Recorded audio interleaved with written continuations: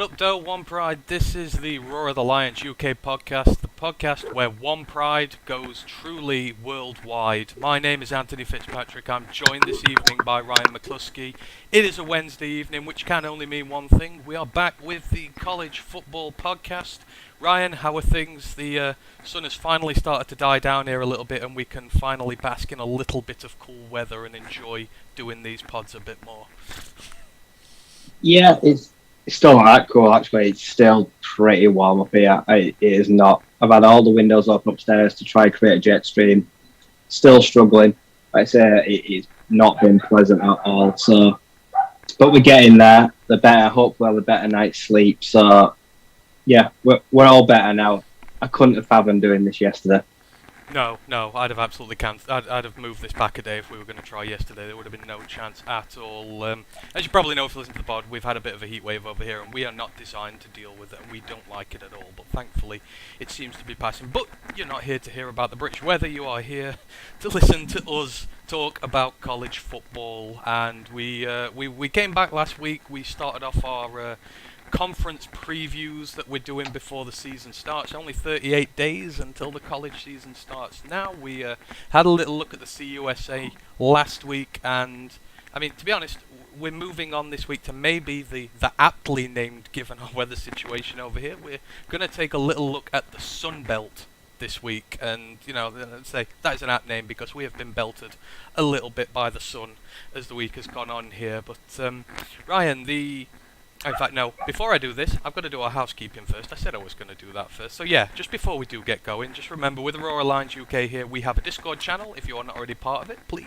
do ask us for the link. We'll send it to you. There's a lot of good Lions chat going off in there, especially today. The Madden ratings are a big topic in there at the moment. Our main podcast that we do on Mondays, we were having a chat this week. We did some more listener questions. We looked at the free agency class for the Lions in 2023, and also any free agents we'd still like to get this year. We had a lot of falling out over that one, so it is a good thing to go and watch. Don't forget, obviously, to like and sub for us as well. We're a part of Lions Nation Unite. I was on there yesterday with Micro Mike and Mark Oram. That was a great show on there. We're talking about TJ Hawkinson's contract extension, amongst a few other things.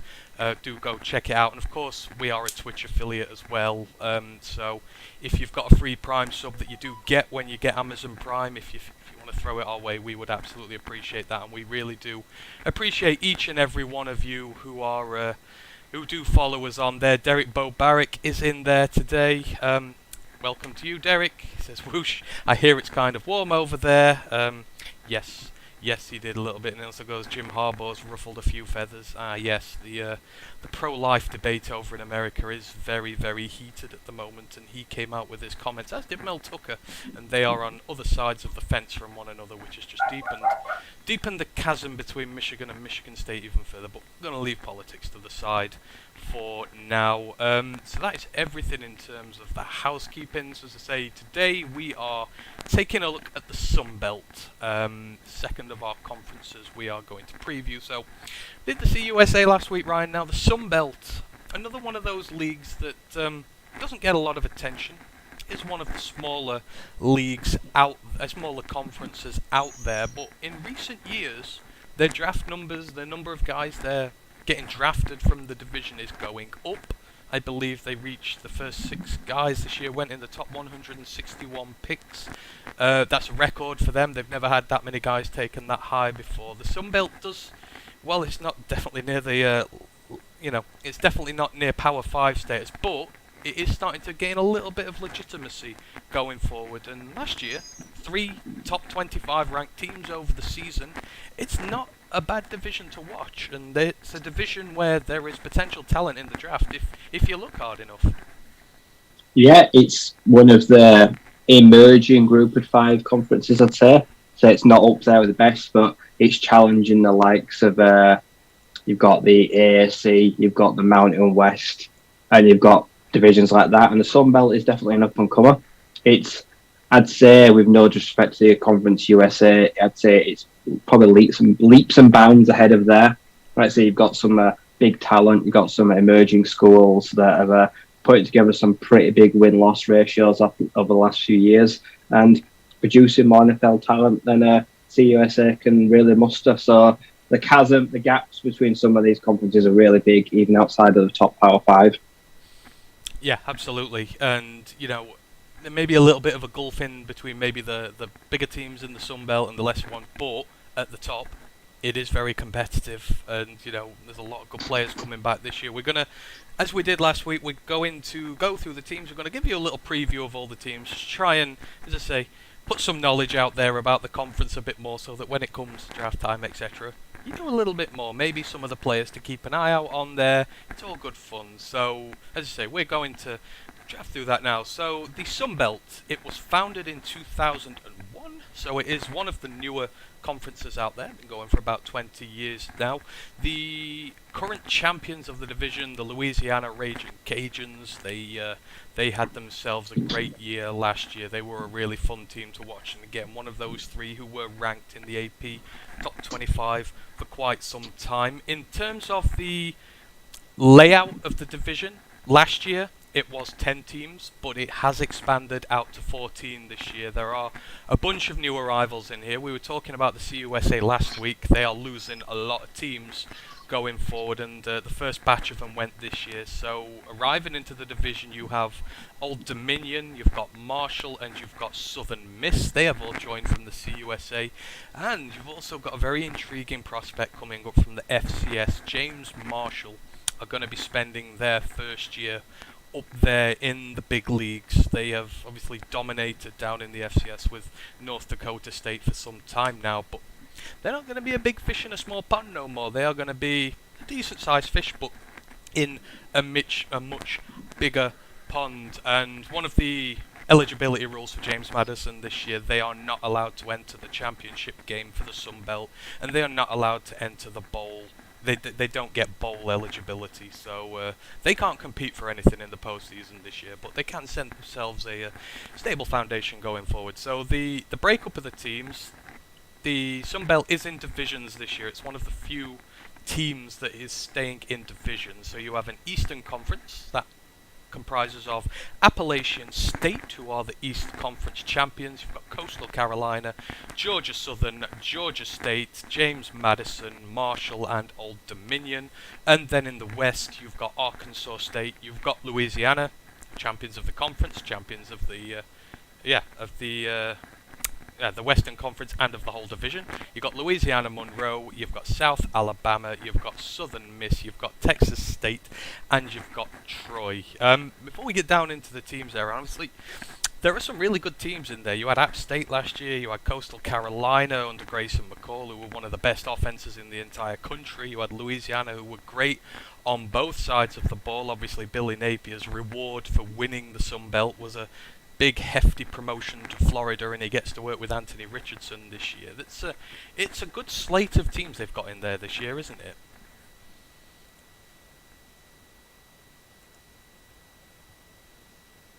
Louisiana, really good quarterback there. There's some really good quarterback play here. Arkansas State, they had one of the best quarterbacks in the nation, I think, in Lane Hatcher, I think he's called. Put up some fantastic numbers, but I think he's moved on. So quarterback play in this division has been really good the last few years, I say. And you've got App State, Louisiana, teams like that have managed to just crawl into that last 25 of the rankings and the AP poll weekly, which for the Sun Belt is really impressive. Even if they couldn't start or always end the season there, just to be featured in a number of weeks there is really impressive. And as you mentioned, we've got the likes of Grayson McCall here, probably the biggest name of the draft eligible QBs because he decided to return for a year, so he'll be one of the guys to watch for the whole conference. Yeah, definitely. As you see, as we go through these reviews here, you'll see that there is some good talent here in this conference. Before we do start the team things though, I've got a question for you, and I want to see how good your draft knowledge is here. Chrome is in the YouTube chat. What up to you, sir? Glad you're with us. So we do have people in YouTube and the Twitch chat at the moment, so this is a challenge. You're going up against Ryan here. I want to see what Ryan's knowledge is like, but all you guys in the chat, if you know the answer to this, then put it in the comments before Ryan gets it. So, the Sun Belt is not somewhere that the Detroit Lions often go in the draft currently. They've drafted very few players from there. But at the minute, on the Detroit Lions active roster, there is one player on our team who we have drafted from the Sun Belt. So not someone who's an undrafted free agent, not someone we've traded for or got out of free agency. There is one player we have drafted from the Sun Belt who is on this active roster. Who is it, and what team is he from? And this goes out to all you in the chat. So it can't be Demetrius Taylor. Undrafted free agent. Undrafted. I want to see how good... Come on in the chat if you know. The Detroit Lions have one guy they drafted out of the Sun Belt on their active roster currently. Who is he? Keeping an eye. There's no one on Twitch so far. There's no one on YouTube. We're in double figures for people watching, so... Was it a long time ago? Oh, it can't be. It's got to have been the last 2018. 2018. Oh, so it's not even long ago. Oh. No, 2018. We've drafted one player since, but we let him go. I'm not going to give you the team, because if I give you the team, you'll get him straight away. No? Still nobody? Oh, so is it that obvious? Oh. Well, I don't know if it's obvious, but, you know, it's not somewhere you go often, so... You know, who... Chris Shepard is in the chat on Twitch. He says Aleem McNeil. No, Aleem McNeil came from North Carolina State. That is the AAC or ACC. Dan Pass says Will Harris. Nope. I feel like it's not Old Dominion, is it? No, we did actually draft Travis Fulgham from Old Dominion, but he's gone. Oh. Alright, I'll give you the team. We drafted him from Louisiana. The Raging Cajuns. And he's a defender. He's a corner. We just paid him. I'm giving you everything here now. Just paid him? Robbie Aquara? No. Oh, Charles Harris? No. We didn't draft him. This is a player that we drafted. Oh. Come on. Still going there. Oh, It's still out there. Tracy Walker? There we go. We've got it. Yep. We drafted Tracy Walker from Louisiana. So he is currently the only player on our active roster who we have drafted out of the Sun Belt. Just thought that'd be a fun question to get things. I would never have got there, that. They would have all got it in the comments because they can all cheat. But I'm hands free. Yeah, Dan Pass. I'm surprised no one got it. Yeah, Chris and Dan have just got it now. They've got Tracy. Yep, we drafted him in 2018 from Louisiana. We got Travis Fulgham from Old Dominion. Mind you, saying that, Old Dominion would have been a CUSA team then, so that doesn't count. I don't think we've got anyone else from the league since then, so it's a rarity. But hey ho, it was a fun little thing to start with. That was. So let's get down and look at some of these teams now. Where were we? So give you the choice, Rye. Where do you want to start? The East or the West? I think the East is the best. I think that's the best side. So we're going to start with the East. Alright, so we're going to go through all these in alphabetical order and we'll go down same as we did last week. So the first team we get to is the Appalachian State Mountaineers. They were champions of... Oh no, it's in the... Hang on, did you say East or West? East. East, yeah. So, sorry. So yeah, Appalachian State, they are champions of the Eastern Conference, or were last season, defeated by Louisiana in the Sun Belt Championship game. But regardless, for them, they had a pretty decent year. So they were formed in 1928. They play at the Kid Brewer Stadium, and their 2021 record, they were 10-4 overall. They went 8-1 in the Sun Belt, so the conference record was pretty damn good. The rivalries, so we always do a little feature on the rivalries here. Their rivalries are with Georgia Southern. It's known as Deeper Than Hate. So this is probably the pinnacle of Sunbelt rivalry games there. It started down when they were in the FCS. Started in the late 80s in an encounter that was known as the Ice Bowl, because the entire pitch they were playing on that day, I think it was at Georgia Southern, was covered in snow. And the conditions were absolutely awful there. Georgia Southern coach Eric Russell, he'd never lost a playoff game until that day. They were playing each other in the playoffs, and Appalachian State put a beating down on them. It was the only shutout loss he'd ever suffered as a coach, and yeah, The rivalry really started from there. The two teams really don't like one another, and they also have a rivalry with Western Carolina that's dormant because obviously Western Carolina down in the FCS, but their rivalry is called the Battle for the Old Mountain Jug, and that is literally what it says on the tin. They fight on the pitch over an old moonshine jug, which is the trophy for them there. I mean, it's one of the things I love about college football. Some of these trophies are just... They're as funny as they are serious, but, you know, you fight over some of the weirdest things here, but imagine getting up there and, you know, winning your rivalry game and you win a moonshine jug. It must be something. It's a bit naff, isn't it? Yeah. When you think about all of them, like say, when you think about Paul Bunyan's axe, and you think about the troll doll, that one of that really Concordia University, I think they are fit, but like a moonshine jug. It's just a bit, ugh. All that for that. Yeah, exactly. You know, but they are fun. I do like reading about some of these. It's a good laugh. But anyhow, moving on. So their coach, he's named Sean Clark. This is going to be his third full season in the head coach job there. He worked his way up, actually, through the Appalachian state ranks. He was offensive line coach. Then he was the assistant head coach, and then he made the move up to head coach. And it's safe to say he's been a pretty big success so far. He's gone 20-7 through his first two seasons. He's 13-3 in the Sun Belt, and he's also got 2 bowl wins to his name as well. There's a very aggressive team on both sides of the ball that is created here, but the offense, it ranked 30th overall in the entire country, and the defense ranked 33rd. So for a Sun Belt team, both sides of the ball, top 34 in the entire country, which for a Sun Belt team is hella good. Got to deal with some big losses to the roster this season, but given what he's done so far, that's a really good record. And to be fair, that App State team last year was really fun to watch, wasn't it? Oh yeah, for his entire tenure, for 3 years, I'd say they've been easily the best team in the Sun Belt. They've been so fun to watch. I've seen them drop 40, 50 points on teams multiple times. They literally just don't stop. They just go full on offense. They can roll 500-600 yards of offense up in a game easily. And for the last 2 years, I'd say they're probably one of the better non-Power 5 teams. There's a lot of teams out there that they could give a lot of trouble. Like your Boise States, your BYUs and that. Like Appalachian State, if you play them, they could give them lots of problems on any given day. So I'd say there's someone that you've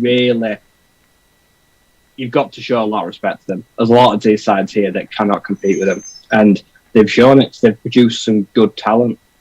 Absolutely. I mean, they knocked off Coastal last year, and Coastal were rolling over everybody, and they couldn't deal with them. That's just how good that team was. So, yeah, certainly Sean Clark, one of the better head coaches in this division. The quarterback, they are led by Chase Bryce.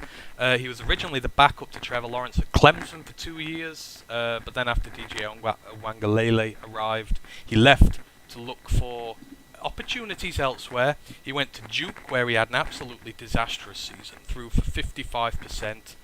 His pass completion rating was 55%. He threw 10 touchdowns to 15 interceptions, and he fumbled the ball 7 times, which was absolutely terrible. But, you know, left for Appalachian State last season. He turned it all around, threw for 3,337 yards. His completion rating went up to 62%, which is absolutely fine.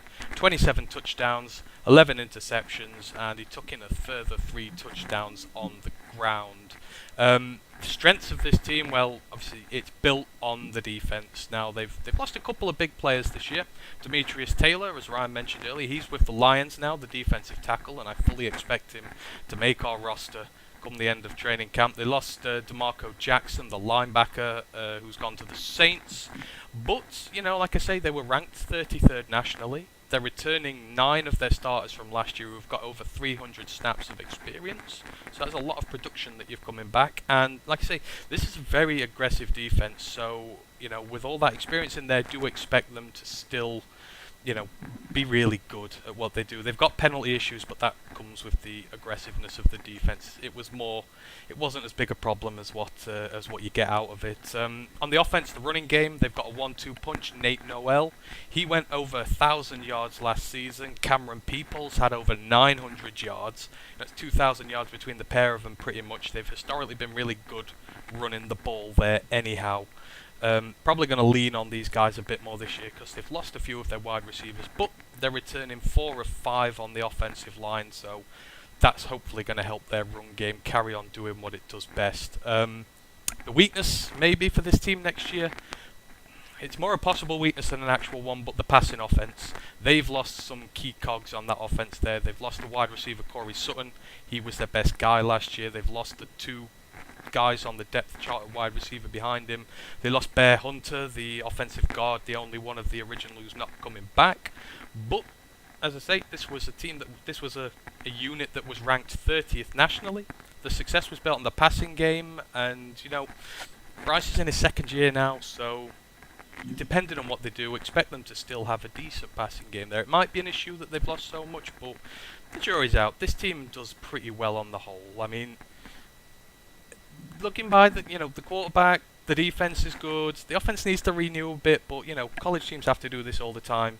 You still fancy them to have a good year, Ryan? Yeah. Not a lot has changed. With no disrespect to Bryce, but he's finally found his level. He was never cut out for the ACC. He was never going to play at Clemson. Duke, historically bad, just set up to fail, unfortunately. He was just thrown under the bus there because they're terrible at football. Comes to the Sun Belt, pretty much lights it up. The baseline for them, as pretty much always, under the coach Shaw, is 10 wins and try to get to the championship game. I don't think they ever lower their expectations, and that's what I think you can probably expect from them again this year. Get close to double-digit wins, make a championship run. Anything else other than that or less than that is probably a very disappointment, and they won't accept it. No. So the schedule. So for me, the first 3 games make or break the schedule this year. They start at home to UNC. They're away at Texas A&M, and then they're away at Troy, who we're going to talk about later. But they ain't no pushover. Then they're at home to James Madison and the Citadel. One of my favourite names for a college team. They're away at Texas State. Then they go on a bye. They're at home to Georgia State and Robert Morris. So they've got 2 FCS opponents this year. Away at Coastal and Marshall. At home to Old Dominion and at Georgia Southern. I mean, would you agree? They win those first 3 games, then double figures is well on the cards for them. It would be. To beat Texas A&M, probably be a surprise. But do you know what? I can see them giving UNC a world of problems. UNC starting a totally unknown QB next year. Their offensive line struggled last year. So that defense is going to try to feast on them. They may come up short, but I think they're going to like the chances against North Carolina. That should be a very interesting game to watch there. And then the Citadel, well, I know them. They're pretty dreadful. They lose 40-50 week in, week out. I feel sorry for them sometimes. So the schedule gets tougher, but if they can, say, come out those first 4 games, like 2-2, and then they can go on a tearing spree, I think they could easily get to 9-10 win margin. Yeah, agreed there. And to finish off about App State, so the player to watch, I've listed him down, so I mentioned him already, but the running back, Nate Noel. So in his first 2 college seasons, he's got 1,636 rushing yards on 281 carries, so carries nearly 6 yards per go. 2021 was a great year for him. He was an all Sun Belt first team selection. He went for 1,126 yards, and that's even in a system where, like I say, Cameron Peoples got over 900 yards himself. So he's in committee there, and he still reached over 1,100 yards. He's only 5'10". He's 190 pounds, but guys know I like this about my running backs. His next level, his vision and his acceleration are next level. Watching him run off tackle, hitting the edge, it's a joy to watch. But I think this is probably one of the best running back duos we've got in the Sun Belt altogether, and I'd expect them to do really well. Oh yeah, you look to get 2,000 yards out of these. It's a proper 2-back system where they're interchangeable, and they will sub them in out on every down. Like I said, there were those players that don't need rhythm. They don't need a few downs to get going. You can change them on first, second, third, and fourth, and you're probably going to convert your set of downs. Yeah, agreed.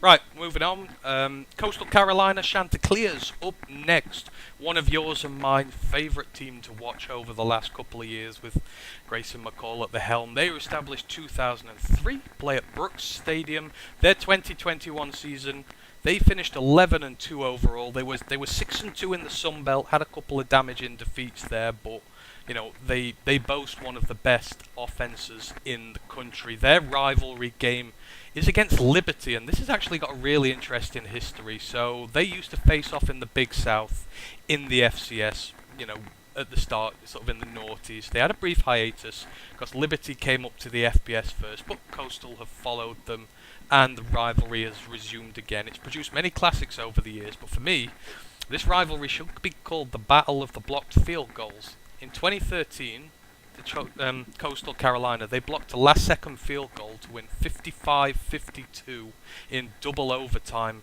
against them. This was in a regular season game. 12 months later, Liberty returned the favour in the season-ending finale. They won on the last play of the game, and what did they do? They blocked a field goal, and that secured Liberty their first ever playoff berth in the FCS. I think they went on to the semi-finals after that. And then 2020, I don't know if you remember this game, Ryan, but this is one of the best games I've seen in many, many, many years. It was Malik Willis versus Grayson McCall in the Cure Bowl. Absolutely incredible game to watch. The Liberty Flames won it 37-34. And you know how they stopped it going into double overtime? Guessed it? They blocked a field goal. It's very rare to have a rivalry which 3 times in about 7 years a blocked field goal decides the winner, but this is a rivalry which has produced some classics over the years, and that Cure Bowl was amazing. Yeah, it was up there with my top 3 bowl games. That was one of them. The Purdue v Tennessee. Those were 2 fantastic games. Like I said, I really enjoyed watching them go to and fro. And Liberty and Coastal Carolina, really well matched. Like I say, 2 great quarterbacks, 2 dynamic offenses, so they went blow for blow. Yeah, absolutely. That's very fun. Hopefully they'll face off again soon, but they had 2 of the best quarterbacks in college football last time, and it really delivered. So the coach, Jamie Chadwell, he's in his 5th season there now. He worked his way up through the college ranks, started at North Greenville, who were an independent FCS team. In 3 years, turned them from a 2-8 side into an 11-3 side, took them to their first ever FCS playoff appearance, got them their first ever FCS playoff win as well. He left there with a 22-14 record, went to Delta State for 1 season, then he moved over to Charleston Southern. Spent 4 years there, had winning records every single year, finished 35-14, before he moved to Coastal to become the offensive coordinator. He had 1 year in the job because the coach at the time, Joe Moglia, was on medical leave. Then he came back, he had another year, but then Chadwell officially took over in 2020, started his reign then. He's won the AP College Coach of the Year award with them. The first time a Sun Belt Conference coach has ever won that award before, and just the 3rd one who's ever won it from outside the Power 5 conferences. That's how good he's been here. The last 2 years they've gone 11-1 and 11-2. They've got a bowl win, and with Grayson McCall at the helm, they've got one of the best offenses and one of the most enjoyable offenses to watch in football. But again, this is another incredibly talented coach who's had success everywhere he's gone, and he's made a powerhouse out of Coastal in the Sun Belt. Yeah, he's won everywhere he's been, and it was one of the things, like, I'm pretty sure he didn't expect to get the job, but because they say of poor health and issues, their head coach eventually just didn't return, and he was like the heir apparent. So if I remember rightly, this guy is really young.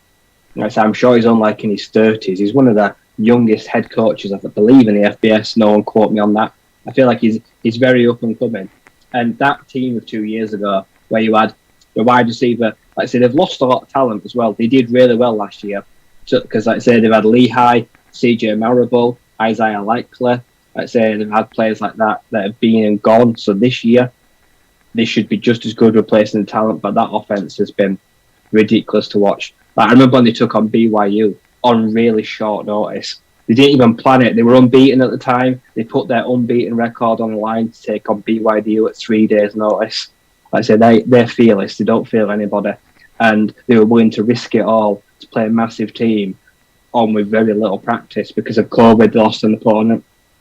I watched that game. It was fantastic. And they are a proper powerhouse. They're so fun to watch. I've really enjoyed watching them. And this head coach, if not this year or next year, he's going to get a big job. I think people are pretty much circling him right now. Like I say, I think you'll see him in the Big Ten or maybe even the SEC in the next 2 years. It feels like when Grayson goes, he'll go, because that's when his stock will be highest. You'll never get another quarterback like Grayson. But speaking of quarterback, Grayson McCall, one of our favourite quarterbacks in college football, and probably one of the best quarterbacks in college football, and I will not be told otherwise. In 2 seasons, he's racked up 5,361 passing yards, 54 touchdowns, and just six interceptions in 2 seasons. He's got 870 yards and 11 touchdowns on the ground.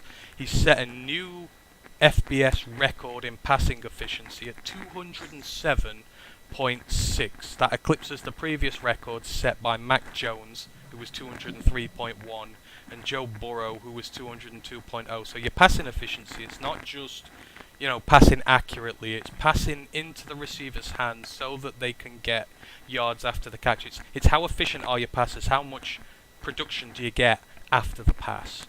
And this just shows that where he puts the ball, puts it on a plate for his wide receivers, he's set a record. No other quarterback has ever been as accurate as he has when it comes to throwing, to be able to give his receivers chance to get yards after the catch. It's a hell of a record there. He enters the 2020 season. He's the active career leader in all of the FBS in passing efficiency still. He's at 196 overall, but that's over 2 seasons. He ranked top 25 in passing efficiency, yards per pass attempt, completion percentage, passing yards per completion, points responsible per game, passing touchdowns, passing yards per games, basically just about everything. He's ranked really high, and the Chanticleer's offense that he ran was ranked 5th nationally, 5th in the entire country. And you think of some of the good offenses like Ohio State and that last year, they were ranked 5th. He is undoubtedly the strength of this team. Everything there runs through him, and he is what elevates this team to a new level. So the strength of this team is easy. The weaknesses, however, they do have problems this year. They've lost a lot of production. They have lost 15 starters. Bearing in mind there's only 22 players on the pitch, they've lost 15 starters. The return in production is 122nd in the country. Out of 130, they're getting less than half their production back, and a big chunk of that belongs to McCall himself. The defense is only bringing back 41% of its production from last season, which is incredibly low, and that unit ranked 25th nationally. So it was a very good defense as well as a very good offense, and they have got a lot of things to replace. They've lost 3 starters on the offensive line. Javon Hiley, the star wide receiver, is gone. Like Ryan said, the star tight end Isaiah Likely has gone. So they've got the most important position in football by a long way. They've got Grayson McCall there. Make no mistake, if anyone can build a team out of nothing, he can. But that's a lot of production to replace in one season. 15 starters. Yeah, this is his last year, and he's lost all his talent. So we're really going to find out just how good Grayson McCall is, and just how good this head coach is, because this could be one of those years where, like, when LSU won the national championship and then everyone fucked off, and then like next year they were kind of just looking around like, well, what do we do this year? It's kind of like one of those seasons like where they lost their star edge, lost their star receiver, they lost their star tight end. They think it worked with a running back that was fresh to the system last year because they replaced CJ Marable. So they're working with bits and bobs right now. People that are just trying to ground in and get into a new system. So this year, I have no idea what to expect. It could be really good. It could be not so good. They could really struggle just for the lack of players that have had playing time together. So we're going to find out a lot about this team this year. Definitely. And if they can build a bowling outfit in this, if they can get to a bowl, if they can get to near 10 wins, for me, that puts Grayson McCall as legitimate in the 2023 draft. I know people were saying last year he was around 4 pick, around 5 pick, a late pick. If that Coastal team performs well this year, you have to start putting him in day 1, early day 2 conversation, because that's how good he can potentially be there. Let's take a look at the schedule. So they start off with 3 games at home, which is maybe a little nice to them. They're playing against Army, they're playing against Gardner-Webb, and they're playing against Buffalo. Then they're on the road to Georgia State, back home to Georgia Southern. Then they're on the road to Louisiana Monroe, at home to Old Dominion, away at Marshall, at home to Appalachian State and Southern Miss, and then they finish the season away at Virginia and away at James Madison. So, you got Gardner-Webb and Buffalo in your first 3 weeks there. The schedule kind of works in their favour. A few games for them to bed in there, but that Army game's going to be tough. Yeah, Army one of those teams that they just capitalise on things you're bad at. Because I've watched Coastal Carolina play, really good. Are they physical enough to go up against likes of Army, who are one of the most physical teams in the entire nation? They literally smack you in the face. Week 1, they could get a rude awakening. And then, like you say, it's a good stretch. And in that Virginia game, there could be a lot riding on that. Like I say, if they're at like 8-9 wins, they could have to win that to get a championship berth. And then James Madison, that's the last game of the season. We don't know what state the Dukes will be in. Like I say, they're just trying to establish themselves as an FBS side. So it won't be easy. Like I say, there's some tough games there, but there's a lot where they can get some good work done in the middle. It just depends how quickly they can get put the fill down. So Gardner-Webb, you'd like to think that they'll gel quickly after that game. Should have to dust themselves off, because Army might be a low scoring game. They may really struggle week 1 to get any rhythm going. Yeah, and you've got to deal with the pound, which the Army bring with the triple option. So that's going to test your strength there really on. To finish off Coastal, the player to watch I've got here, obviously Grayson McCall is the guy you should watch, but that's easy. You've got to try and look down into the squad for some other stars in there. The guy I've highlighted is the offensive lineman Willie Lampkin. Over half that offensive line from last season is not coming back, but he gets his all-Sunbelt second-team right tackle back to at least protect one of his sides. So in 8 of 11 games last season, McCall got sacked 1 time or less. That's just how good his offensive line was, and Lampkin in particular was really good. He's a state champion wrestler. He went 47-0 in his senior year, so guy's a hell of a wrestler. He's played on both sides of the ball, so he's got inside knowledge of the position groups he's facing off against, and he's nasty. He had 20 knockdown blocks last year. That's when you put your opponent on his arse. That's quite a lot. He graded as the top offensive lineman in 8 games, as well as in the Cure Bowl as well. Odds are he's going to emerge as a leader on this line this year, and if he can keep Grayson upright, then, that's going to do no end of good for his stock as well. So yeah, watch out for Willie Lampkin, the offensive lineman. Guy is a beast. Moving it on, we're going down to the Georgia Southern Eagles next. They are established in 1924. They play at Paulson Stadium. Their 2021 record, 3-9. They were 2-6 in the Sun Belt. A bit meh. Their rivalries are with Appalachian State. Already mentioned that one. And then they've got the rivalry with Georgia State as well. The football rivalry didn't start till 2014 because State didn't have a team up until then.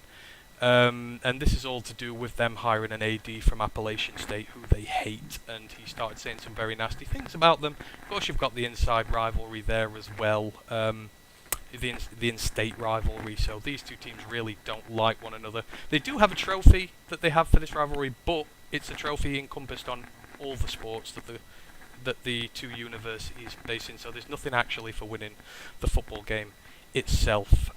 So, the coach here, Clay Helton. Now, you'll remember I know that name. You'll know that name, right? I was just about to say. This is his former USC head coach. He is. He is in his first season down in Georgia Southern. Because Georgia Southern had all those problems off the field last year when the guy was on the top of the bus, shotgunning the beer and all that sort of stuff. There was a lot of bad going on, so Clay Helton's gone there. But yeah, this is his first season, but he's the former long-term USC coach. He was there for 8 seasons. One of them was just a bowl game, and one of them was last season for just 2 games. In 6 full seasons, he won the Pac-12 South Conference 3 times. He won the Pac-12 championship once. Finished with a 46-24 record there, went 36-13 in the Pac-12. Only won 2 of 5 bowl games though. And he had the let's just say the humiliation of being one of the first coaches fired last year. He was fired after two games. USC got absolutely blown out by a Stanford side who, let's face it, were not very good last year. They ended up going 3-8, although somehow they beat USC and Oregon in those 3 games. Stanford were an anomaly last year. The first and biggest problem that he's going to have at Georgia Southern run the triple option offense. So that is where you run. And Clay Helton is going to have to move them over to the pro-style offense. So he's going to have issues there. But Ryan, first, how do you think Clay Helton's going to do here? And maybe, just for anyone who doesn't know, just maybe explain the triple option a little bit more and how it differs from the pro style and the sort of challenges he's going to have changing this round. He's going to do terrible. This is an absolute awful career move for him. Oh shit. Georgia Southern boosters must have fucking deep pockets. How on earth they've managed to land him? They must be throwing millions of dollars at him. But no, this is not a match made in heaven. I saw this straight away and I didn't like it. Georgia Tech last year decided it's time to move away from the triple option and decided to move to a pro-style offense where you pass the ball. There was a lot of teething issues there. Any team that tries to move from a triple option to a passing offense, it's not easy because you normally need a new quarterback who's got a competent arm and can read the defense, because in a triple option offense, you're just a handoff merchant. Because in triple offense, normally, you've got a running back to your left, you've got a running back to your right, you can have a running back in front of you. So it's all about misdirection. It's all about fake handoffs. It's all about reverses. You get all of them in motion, you don't know which one's got the ball, and you just play like Army or Navy, and you just pound the ball in short 10-yard runs or big runs down a field, and you occasionally pass it, but you don't have many people competent to catch the ball, and you don't trust the quarterback to throw the ball. It's about managing the clock, because it chews up time incredibly, and because it's hard to get turnovers. You keep the ball on long drives that wears down the defense, and it makes it very physical as well. So it's not for every team, but it's not explosive. And in modern football, it just doesn't work very well, I don't think. That's why you see a lot of teams other than military academies don't adopt the style of football, because it's not easy to play and it's not easy to win games with. So to change the system in year one, there's going to be a lot of issues and a lot of growing pains. Yeah, I think I saw at the minute, you mentioned Georgia State there, they're transferring over. Nebraska are doing the same as well. They used to run the triple option. Obviously, they got Adrian Martinez there. That doesn't help because he's just a running quarterback all the time, so they've struggled because they can't pass it as much. So, yeah, there are a lot of issues with this. And not to mention, all the players you recruit them in the style, like you say, of a triple option. These really heavy guys. Big backs. Yeah, all these heavy guys who are there to run it, and then all of a sudden you've got to change the system of everything. So, yeah, it's going to be very interesting how he does. Yeah, sorry about the mic thing, Ken. Thanks for letting me know in the chat. I've got it away there now. Hope you're doing well as well, by the way, Ken. Good to see you in here as always. Yeah, he's got a lot of issues here. So the quarterback, so you can see that the change is starting here. So it looks like it's going to be Kyle Van Trees.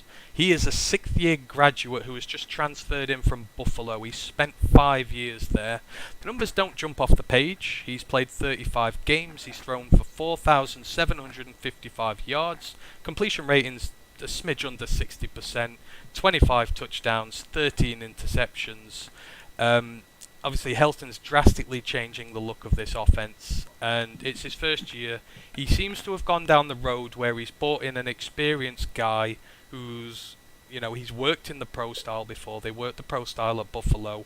He's a very, sort of experienced guy. He's maybe not played much, but I think when you are doing this sort of a transition, sometimes you just need that steady influence there. The guy who's been around a bit, he's been around the system a long time, he knows what he's doing, rather than going for sort of a young upstart who's going to come straight in and he's not going to be able to deal with the transition as well. But it seems a shrewd move bringing this guy in. Yeah. A new head coach always likes a quarterback that he can trust and that he's able to relay his message onto the field. So, like Jack Cohen, when he transferred to Notre Dame, he was very experienced. He was like a 5th, 6th year guy as well, because they wanted someone that was able to teach the young men on the field there because Tyler Buckner was a freshman behind him. So they've brought in a very experienced QB here under Helton, which makes a lot of sense. I'm almost surprised that he probably at one point would have thought about JT Daniels following him, but that probably would have been a never go. But that may have been an option back then. But yeah, for a transition like this, and Buffalo as well, they had Jarrett Patterson. I remember where he set that like ludicrous record for that rushing game. 8 touchdowns and 400 yards. So the QB knows all about a run-heavy offense, so it's no different to him. If he's coming into a team that runs a triple option, Buffalo ran the ball like hell too, so he's going to know how to do it. Yeah. All he needs to come in and do for this team to be successful is not turn the ball over. Like I said, if they're going to run the ball but try cut that down, he'll be asked to pick his shots very carefully and just be efficient. Don't do anything silly. You don't need to throw a 60-yard bomb. You can dink and dunk. And if it's his last year there, they're going to look to get a QB in next year, maybe when the offense will be a little bit more expansive. Right now, it's just going to be a limited playbook. Like I say, they're not going all out. You can't go from a triple option to an air raid because it's just too much of a shock to the system. So they're easing them in. It's a good choice. Yeah, agreed there. So the strengths and weaknesses of this team. The strengths, the staff. Now, I love the appointments he's made here. So, obviously, Clay Helton himself, you've already said it, he's big for a team like Georgia State. So it's not just going to be what he does on the pitch, but it's going to be in the recruiting cycle. One of the first things he did, he managed to land 4-star running back Terrence Gibbs last year, so he's going to be on the team this year, so that's a big brand spanking new running back for them. Obviously going to be able to help with the run heavy game to start with. You want guys like that, but it's the coordinators that are like, he's been really astute here. So on his defense, he's brought in Washington Huskies defensive backs coach Will Harris. Now obviously not the Will Harris from the Lions, but he's going to be the defensive coordinator there. Now in his time at Washington, they have churned out a lot of talent, especially in the secondary. You know, because that's where he's been. He's the defensive backs coach. So while he's been there, get this list, he's put in the NFL. Byron Murphy, Taylor Rapp, Elijah Molden, and then this year, Kyler Gordon, Trent McDuffie. That is a lot of talent in a few short years that they've created there at Washington. That's not even the stuff even the guys they've sent on the defensive line and at linebacker as well. There was even more there. So he's the guy coming through to coach up this defense. And then for offensive coordinator, you might know this guy. His name is Brian Ellis. He was one of the co-OCs at Western Kentucky last year. And as we know, Western Kentucky had just about the most explosive offense in the entire country. Now, yes, they did employ the air raid there, which would go against the pro-style offense that Helton runs. But if anyone's going to help your team transition from being really run-heavy into more of a passing side, then it's going to be a guy whose passing offense literally destroyed every team that they came into contact with last year.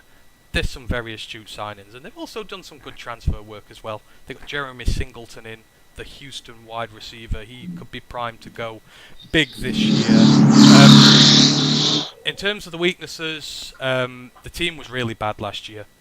It's the fate for triple option sides. When they can't get the run game going, then they're just no good. The defense ranked 110th in the country, so even though they're not going to be affected by a scheme change, they're affected by bad play. But they've got a good leader to come in and try and start sorting that out, but it ain't going to be a quick fix. Big problem, we've already mentioned, it's switching the offensive scheme. It is really, really difficult to be able to do so. They've lost a lot of players as well. They've lost 4/5 of the offensive line. Oh, in fact, no, they have not. They've brought back 4/5 of the offensive line. The only trouble is, they've only been taught how to run block, not how to pass block. So there's going to be issues here. But I mean, overall, I think we're going to say it's going to be a rough year for them, but I love those coaching hires, and if those can get it going, I think he's got some of the best appointments there, just me personally. But I think in a few years, we might be talking about a decent side there. Yeah, I hope he's in this for the long term. I hope his heart is really in this, and he hasn't just taken it and, like, after a year, he's like, oh, screw this. I can't be doing with this. Like I say, if he's in this for the long term, 3-4 years, he's a good recruiter. I say he's brought in good coaches. He's used his Pac-12 connections already.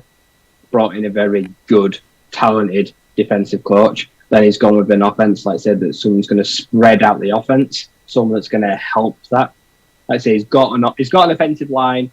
Having 4 out of 5 starters even trying to teach old dogs new tricks is better than trying to teach new dogs new tricks. So at least he's got something stable there. So yeah, 2-3 years, if he's able to bring in more 3 and 4 star players because of who he is, nab a few more coaches, maybe from the Pac-12 or if it exists then, or whoever. When it disbands, he could literally collect all the strays that leave the Pac-12. This could be a really good hire because he'll be on probably a pretty big salary. So yeah, this year it could be a 2-3 win year, but they don't expect much. No one can have high expectations this year because things are definitely going to change. So yeah. I think we'll look again in 12 years, 12 months, and see just exactly where we think they are. Yeah, exactly. So the schedule, they start at home against Morgan State, then they've got road trips to Nebraska and UAB, then they're at home to Ball State with no pushovers, then they're away to Coastal, at home to James Madison, away at Old Dominion, at home to South Alabama, away to Louisiana, then they finish off with 2 home games against Marshall and Appalachian State. Obviously, good chance for them to win the opening game against Morgan State, but after that, it's rough going for them.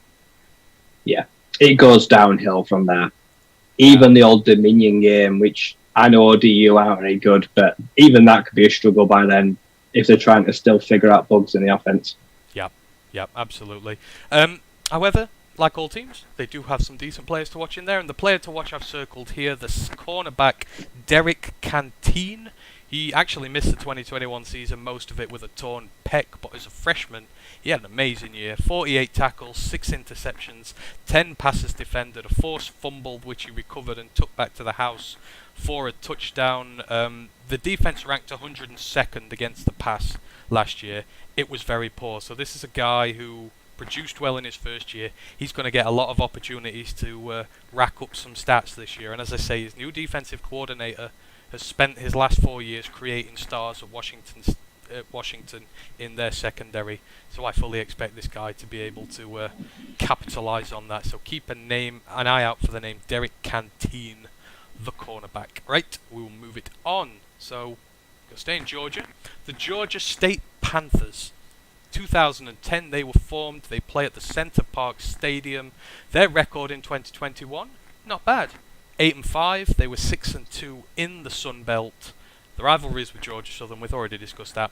So their coach, named by Sean Elliott, this is his 6th season. Spent most of his early career at Appalachian State as an offensive line coach. Went to South Carolina, was offensive coordinator there and interim head coach. Georgia State is the first job he's had. He's been 5 years now though, so he sits bang on a 500 record. He's 30-30 overall. He's 20-20 in conference. The strange thing is, he's bang on 500, but he's actually got 4 winning seasons out of those 5. It's just the one bad year he had, they went 2-10, so they've had some catching up to do outside of that. 2021 started really bad. They started 1-4. They got absolutely tanked by Army, who I think put down nearly 50 on them. But they actually finished the season really well. They went 7-1. So that was a great end to the season there. But, 4 winning seasons out of 5. This is a guy who's done a steady job, nothing spectacular at Georgia State, but he's got them in a decent position at the minute. Yeah, they're a stable side. They're one of those teams that are consistently getting bowl appearances or trying to get bowl games. That 2-10 year is a big blemish on his record. Like I say, when you think about all the good they've done to be basically 500 across everything, you feel like at some point the athletic director is going to be like, we do need to take that jump up to next level. Like I say, at what point do they start challenging Coastal, App State and Louisiana? So this could be a big year. If things don't go well, they could very well move on from him. I'm pretty sure they won't. Another 1-4 start, they might not be as gracious as they were last year. Well, we'll get onto the schedule in a minute and we'll see what you think of that, but go through a few other bits first. So the quarterback is Darren Granger. He's in his 2nd season. Last year it was his first in football. He wasn't a freshman, but I think he was like a junior, something like that. Performed very admirably, so he didn't start the season, but he came in relief in Game 2. Like I say, they got absolutely wiped by Army in the first game, and then in the second game, they had 59 dropped on them by UNC who was smarting after that loss at Virginia Tech and took it out on them. He came in as relief and he took the job from then on. And, he kept the job for the rest of the season. Didn't throw much. Averaged just 17.5 throws per game, so you can see they're quite a run-heavy team as well. Completion percentage was bang on 60%, got 1,715 yards, 19 touchdowns, just 4 interceptions. And he also ran for 660 yards on the ground and got another 3 touchdowns there. Averaged 5 yards per carry, so this is a first-year guy coming into a very awkward situation and performed very admirably for them. They've struggled at quarterback for a little while now. Maybe they've landed on the guy there. Strengths for the team, so obviously they finished last year 7-1 run. That sort of run is big for a team going forward. The only loss was to Louisiana, who ended up in the Sun Belt champions. No shame in that. And they're returning the vast majority of the team, so 85% of their production's coming back. That's 4th in the nation. That's as good as having the team they had last year that they finished off so well with. They've got a really good 1-2 punch-up running back. You've got Tucker Gregg, who had 953 yards and 9 touchdowns. He averaged 5 yards a carry. Then you've got Jamyest Williams. He had 859 yards, 9 touchdowns. He averaged just a shade under 7 yards per carry. So they went for 220 yards plus per game, that rushing offense did last year. So that is potent. They're returning 4 offensive linemen, 2 of their starting wide receivers. The offense over the final 8 games averaged 6 yards per play. So that's a first down every 2 plays. And the defense, it brings back 90% of their production from 2021, so again, vastly experienced bunch there. The weaknesses, I mean, for as good as they kind of were, the offense did rank 123rd, the defense ranked 109th, so although they were steady, they were not overtly great there. They didn't have any downfield threats. There were no explosive plays from the offense, which sort of really, they just sort of moved the ball down the field generally. It was nothing special there, and again, it's kind of okay, but you do need to be a lot better. And they've got a brutal schedule coming up there, but I mean, they've got sort of the building blocks of what they need. They seem to have a steady young quarterback in there. They've got the running back room. They've got the offensive line. Could be maybe cause for optimism this season. Yeah, I think their play calling probably needs to get better. I think they need to take a bit more risks. Like I say, if he's only averaging 17 throws a game, they're not asking him to do much. And he's only throwing just 4 interceptions in, 10.5 games.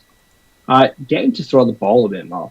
I think it's probably time to stop running the ball and try pass the ball a little bit more. For me, that sounds like a team that is not built to come from behind. But it's a built team, once it gets in front, it can hold its lead because it can drive up and down the field. If they're not built, they're big explosion players. The moment they fall behind, they'll struggle to catch up. And that is probably where those big 2-10 seasons happen, where they fall behind quickly and they can't catch up. No, and they're gonna be up against it. So their schedule, read this first 5 games. Away at South Carolina, the Gamecocks. At home to UNC. At home to Charlotte, and Will Healy's team is no pushover. At home to Coastal Carolina. Away at Army, who dropped 50 on them last season. They'll be lucky to be 1-4. Whoever made the schedule probably played for a rival. It feels like that's not a fun start for them. They play Georgia Southern at home. After that, then they have a bye, but then it gets no better. They're away at Appalachian State, then they're at home against Old Dominion, away against Southern Miss, at home to Louisiana Monroe, and then they finish the season with 2 road trips to James Madison and Marshall, who are no pushovers. That feels like it could be a very damaging season, especially if those first 5 don't. Because even Charlotte are not a pushover. Oh no, going on 5 could very well happen there, and that could be the Charlotte breaks the camel's back. If they do start 0-5, are they going to give their head coach till the bye? A lot of teams would swiftly get rid of a head coach by then. Like I say, if they're 1-5 at the bye, that could be just too much for them to accept. So it's a very precarious position to be in for a head coach that has already had 1 season where they got slapped about. Yeah. It sounds like they're going to get slapped about for the first half of the season anyway. Yeah, Yeah, absolutely. It's going to be tough. In terms of the players to watch, you want to look out for the safety, Antavius Lane. He's 5'9", 180 pounds. He's a veteran. He's a two-time All-Sunbelt performer at safety, so he's got a lot of accolades behind him. 136 tackles, 9 interceptions, 2 of which he took for touchdowns, 12 pass breakups, 2 forced fumbles, 4 tackles for loss. That's just in his last 2 seasons. So again, a team who's you're coming up against quarterbacks like Spencer Rattler. You've got UNC who are pass happy, Coastal who are very pass happy. It's going to be a lot of opportunities for him to rack up some stats there. So yeah, keep an eye out for Antavius Lane. Now we're going to move on to one of your favourite teams. First year up in the FBS. We're talking about the James Madison Dukes, established in 1972. They play at Bridgeforth Stadium. Their 2021 record was 12-2. They went 7-1 in the Colonial Athletic Association, I believe it is. They play down in the FCS. They've made the jump up this year. The rivalries are with, obviously, North Dakota State. They're the 2 big powerhouses down in the FCS, and they really don't like one another. But kind of North Dakota's had the better of that over the years. And they've got defunct rivalries against Richmond, William and Mary, and Delaware. Those are all FCS rivalries. They've all gone on hold now because they'll not play one another there. But their coach, Kurt Signetti. So he is a long-time quarterback coach. He's been on a multitude of teams. He's been at Davidson, Rice, Temple, Pittsburgh, North Carolina State. Spent 3 years in Alabama under Nick Saban. He was wide receivers coach. He was recruitment coach there. He helped recruit guys like Melvin Ingram, Donta Hightower, also Coach Julio Jones. So a lot of talent he's helped develop over the years and recruit. Started at IUP, finished 4 and... hang on, what did they do? Started at IUP, took over a really bad team there. But turned them around, won a couple of Pennsylvania State Athletic Conference titles there with them. He's been at Elon, he's been at Phoenix. Hang on, where was the thing? It was at Elon where he came to fruition. So he went there. They had 6 straight losing seasons at Elon. He was there 2 years and he had 2 winning seasons with them, finished 14-9. In his final season, he led them to one of their biggest wins they'd ever had. Just so happened to be against one James Madison. Beat them 27-24. Ended a 22-game winning streak that James Madison were on at the time. He had a 19-game home winning streak there with them. Because of that victory, I guess on the back of it, James Madison decided to hire him. And quite frankly, under them, they've been a juggernaut. They've had 3 straight conference titles. They've gone 33-5, 17-1 in the conference down in the FCS. The only thing he was never able to do was bring them an FCS championship. He lost in the semi-finals twice. He lost in the championship game once. Now he's taking the team from being a big fish in a small pond to a medium fish in a much bigger pond. And how is he going to be able to adapt them to the rigors against bigger opponents? He's 131 over his career. This is a guy who has won everywhere he's ever gone. He seems to be a really good coach there. What do you think initially about their prospects for this year? Is he going to be the guy? Is he going to be able to settle them into the FBS? Well, they've never had a problem recruiting. Like I said, they can pull names. They've got players to drop from the FBS to the FCS.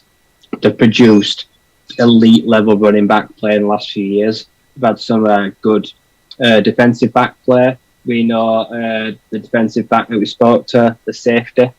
Oh God, my name. He was at JMU before he went to Virginia. Oh yeah, Oh. I can't remember. My mind's gone total blank, so I apologise if he sees this, but he was there as well. They've just had some really good, solid player, and the time was right. Like I said, they've been slapping about the FCS now for many a year. That national title eluded them. He got massively upset in the playoffs last year in that run. I was very surprised when they got upset, and I feel like that was probably the decision. Like, he didn't want to do that again. He didn't want to get beaten by someone he thought was probably a lesser rival. So he thought it's time to make the jump. I've said for years North Dakota State should do it, but they don't do it because they want to win titles. They're the powerhouse. Why would you want to stop winning championships? No one wants to. But yeah, they've got bored of being the bridesmaid and never the bride. So they've decided to go for an even bigger jump. And the penalty of not being able to play in the championship game or not being bowl eligible won't bother them.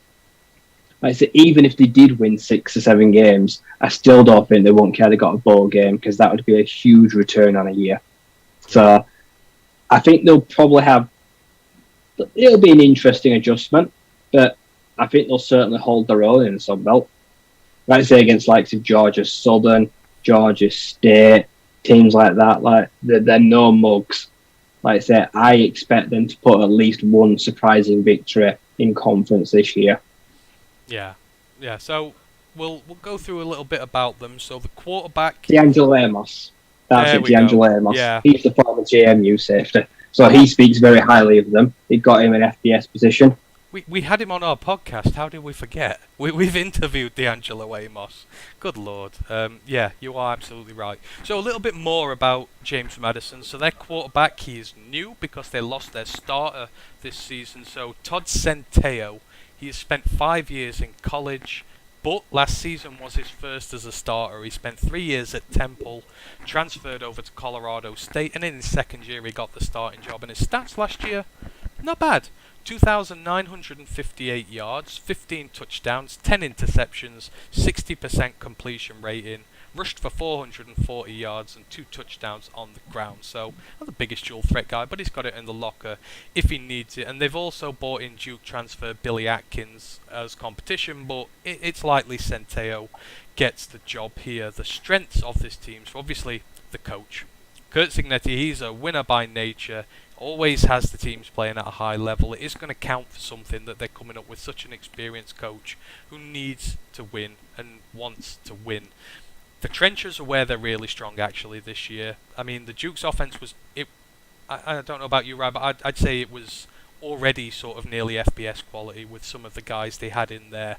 There's a lot who's not actually returning, and we're going to go on to that in a minute, but the offensive line is pretty much intact. And get this, the offensive line averages out at 6'4" in height and 318 pounds in weight. This is a set of bruisers who are going to run over you, but they're a disciplined bunch.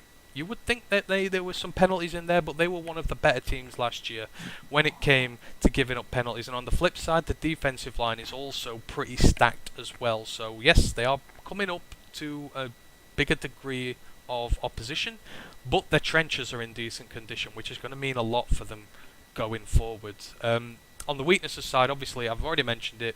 Coming up division, this is a massive leap up for them. Some of the teams they're facing are much bigger, much stronger, bigger squads than they've faced in the past.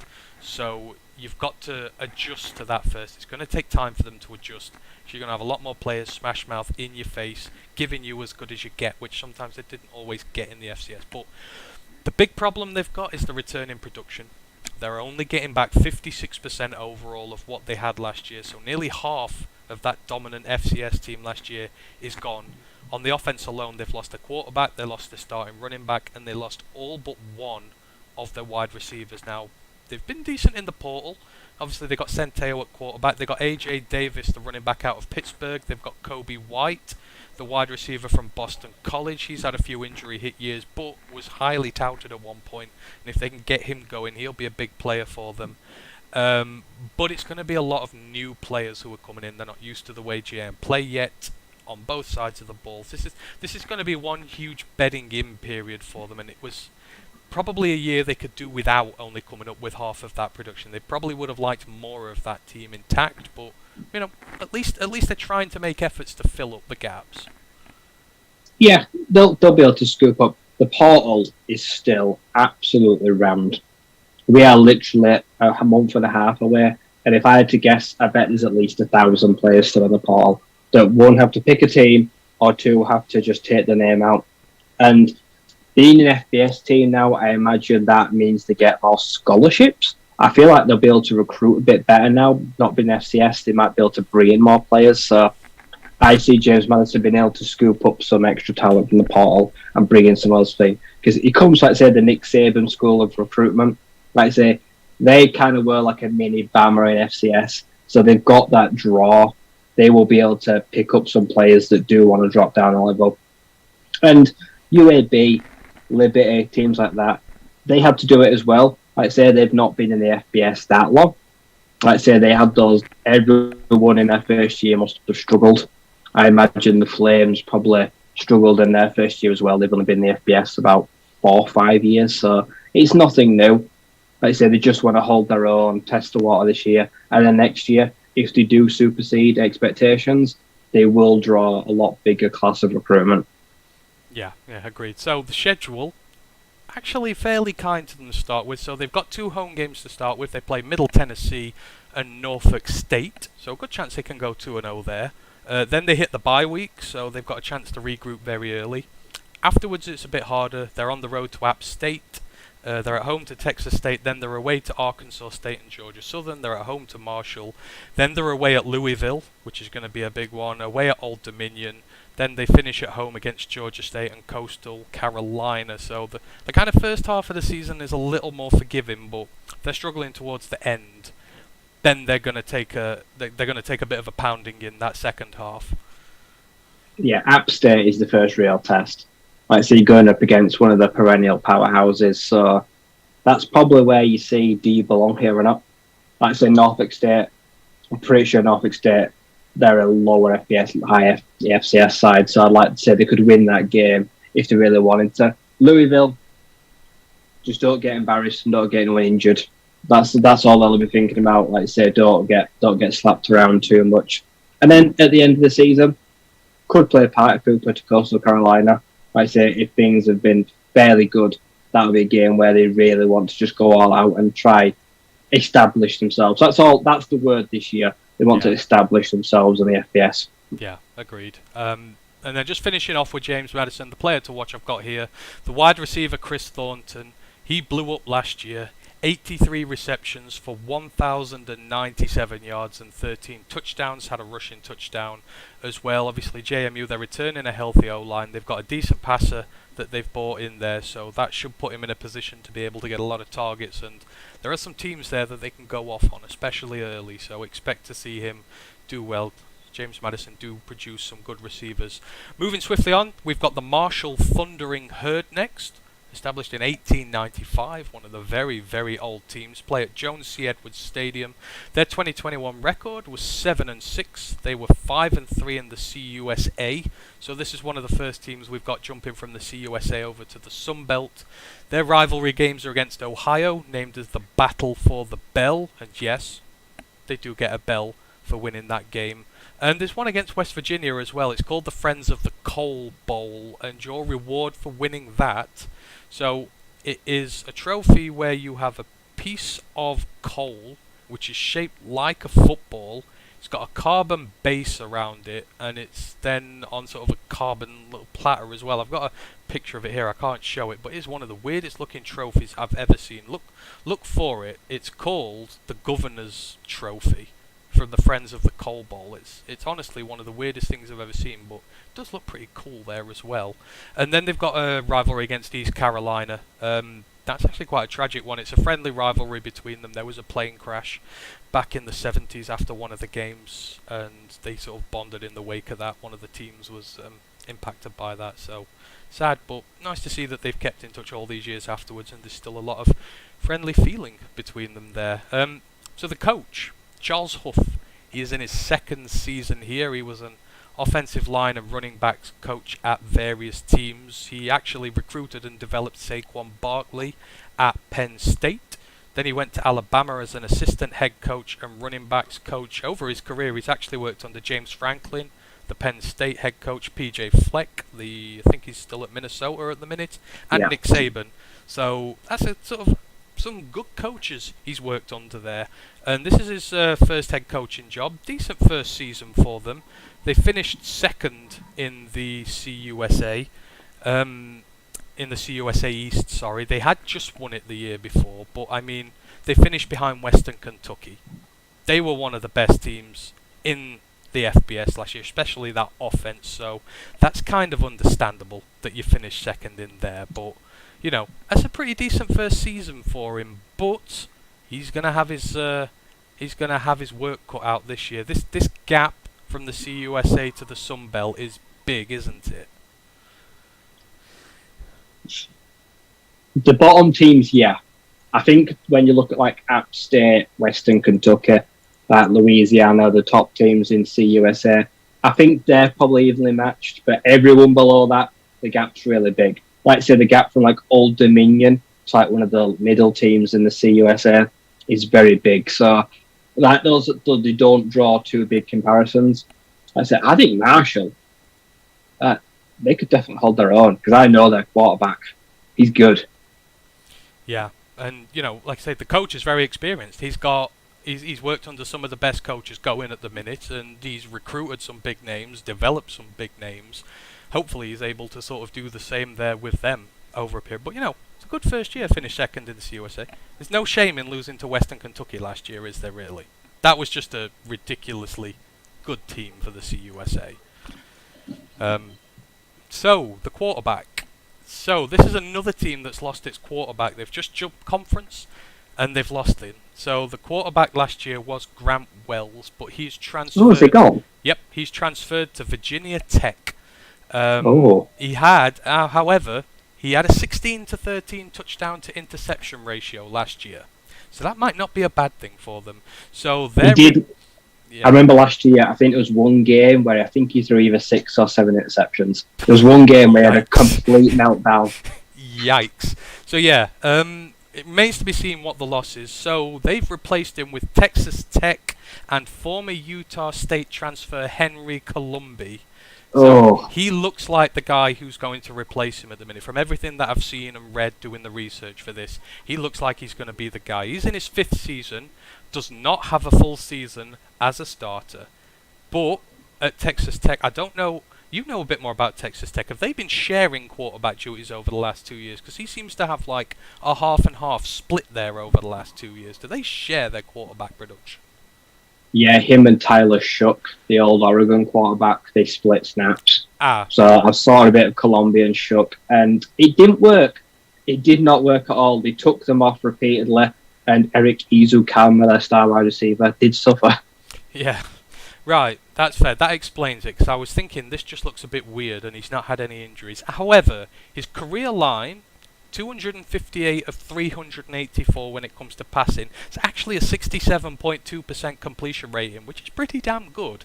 2,816 passing yards, 15 touchdowns, 10 interceptions. That's obviously over 5 seasons, so that's not great. 308 yards on the ground, but he only runs at 2.7 yards per carry, so he's not really a rusher. Has 5 rushing touchdowns as well. And the offensive line is returning 1 starter. So this is going to be a very tough situation for him to be jettisoned into. However, they do have strengths, and they do have weaknesses. So Marshall's strength is their playmakers. So the running back, Rasheen Ali, now I think he's my player to watch here, but he went off 1,400 yards on the ground last year, nearly 1,800 yards total from scrimmage altogether, with 24 touchdowns on the season.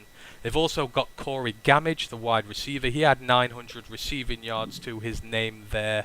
The defense was actually really strong against the pass last year. They're returning most of the edge and corner group, so you would hope between them they'll be able to put some pressure on quarterbacks and stop teams throwing on them. However, there are a lot of problems with this team, and again, they're moving up division, and this just sort of exacerbates the issues here. So you've got uncertainty. The quarterback and the O-line are obviously they're 2 of the most critical aspects of your offense. They're returning 1 of 6 starters in those 2 groups. So it's Colombi, it's a new starting offensive line. How are they going to gel? Are they going to be able to start right away? They're coming up against some good sides right on. So this could really make or break your season really quickly depending on how they gel. On the defensive side of the ball, they've lost a lot of guys at defensive tackle and safety. They struggled defending the run. They've not really done much in the portal to try and address this. So I don't know what the high school crop coming like is through, but that is going to be a big problem for them. However, Lance Guidry is the defensive coordinator there. He did have a good first season. He's got a track record of doing alright as well, so who's to say he can't make the run game better there? But, I mean, that's a lot to lose coming up conferences. No quarterback, 1 offensive lineman. It's a lot of uncertainty, and again, like I say, that can make or break your season, and it's a shame because they've got some great playmakers on that team. Yeah, I've enjoyed watching the Thunder and Herd the last few years. This team it'll come down to this team can only be as good or as bad as Henry Colombi can be. Like I said, Chase Bryce, we saw him drop down to this level, and he actually did really well. Can Henry Colombe come down where the competition is lesser, and he's now got the whole gig, because there's none of this like, oh, I'll wave my hands and you'll come out and you'll swap QBs with this drive. He's going to be the guy. Unless they've got someone else to replace him or a backup, this is going to be his offense now. And I know he's not used to running an offense full time. So it's going to be a big adjustment for him. So if he struggles, the team will do poorly. If he adjusts and he takes on this new role, it could surprise a few. Yeah, it could indeed. But the schedule, again, not very nice for them. So the first 5 before the bye sort of goes good, bad, good, bad. So they start at home to Norfolk State, good. Then they're away at Notre Dame, bad. Then they're away at Bowling Green, possibly good. Then they're away at Troy, bad. So that's 3 road fixtures in a row. Then they're at home to Gardner-Webb, that's a decent one for them.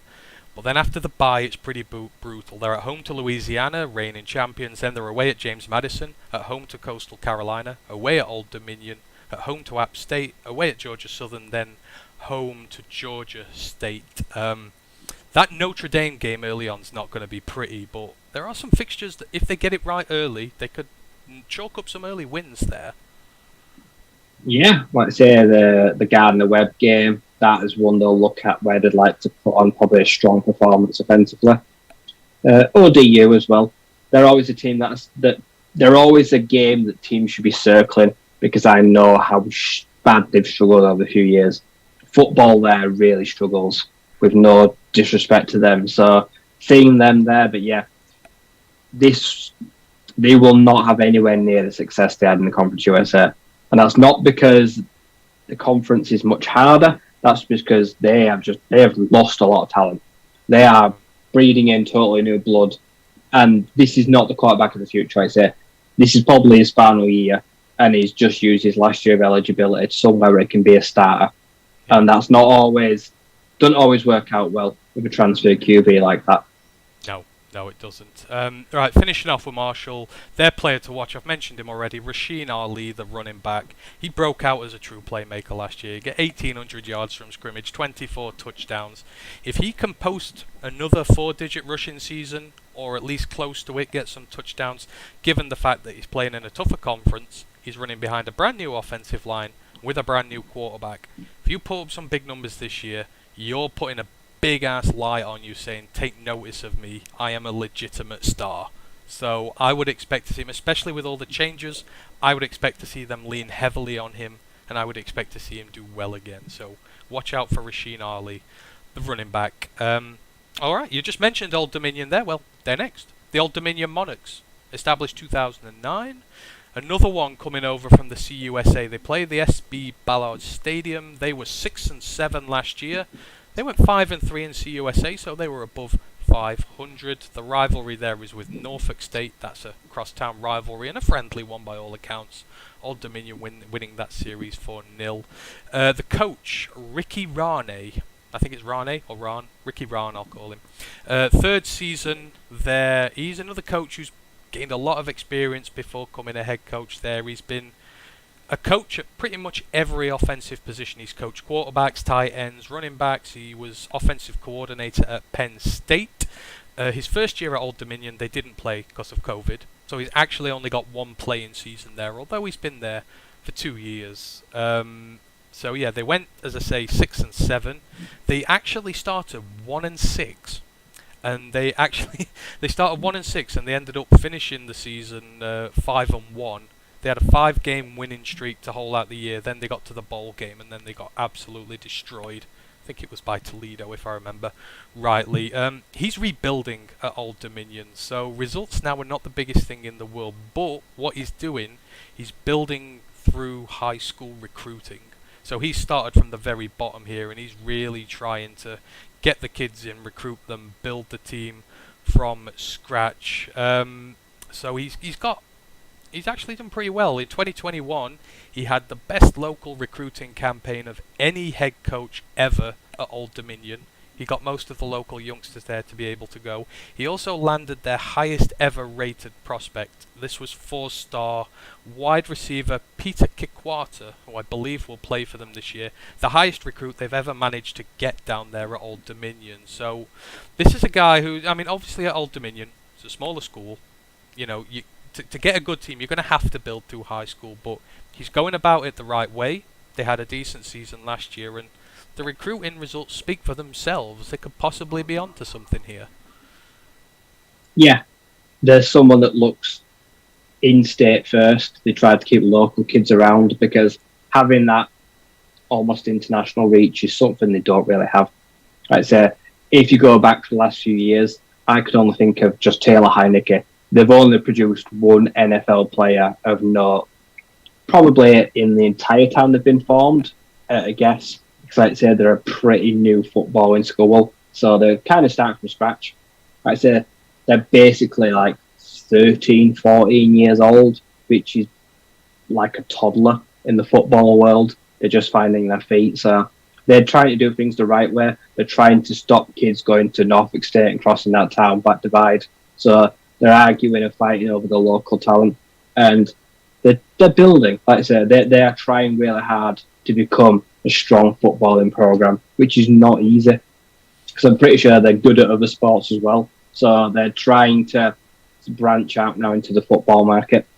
Exactly, and when you look at the team, there is reasons to be positive there. So the quarterback is Hayden Wolf. He is in his 4th season. Last year was his first season as a starter. He won the job a few games into the season.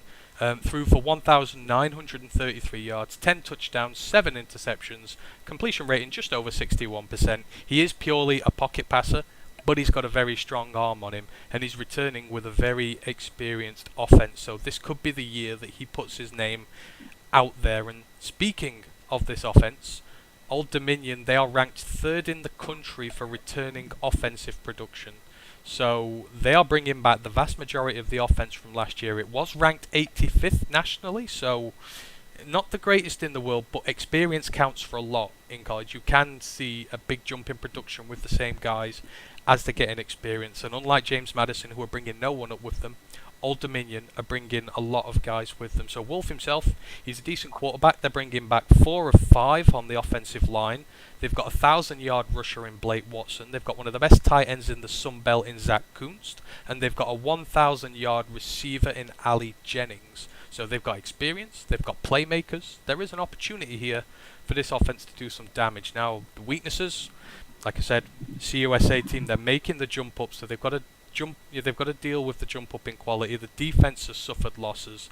Their star linebacker Jordan Young has gone. They've lost 3 of the 5 starters in the secondary, and they do have guys with a lot of snaps coming back, but this schedule and some of the teams they're facing is brutal. This defense, which has lost a lot of guys, is going to be put under some pressure, but that offense could do something this year. When you've got a 1,000-yard rusher, receiver, great tight end, steady quarterback, good offensive line, it's a good position for them to be in, especially when they're making the jump up.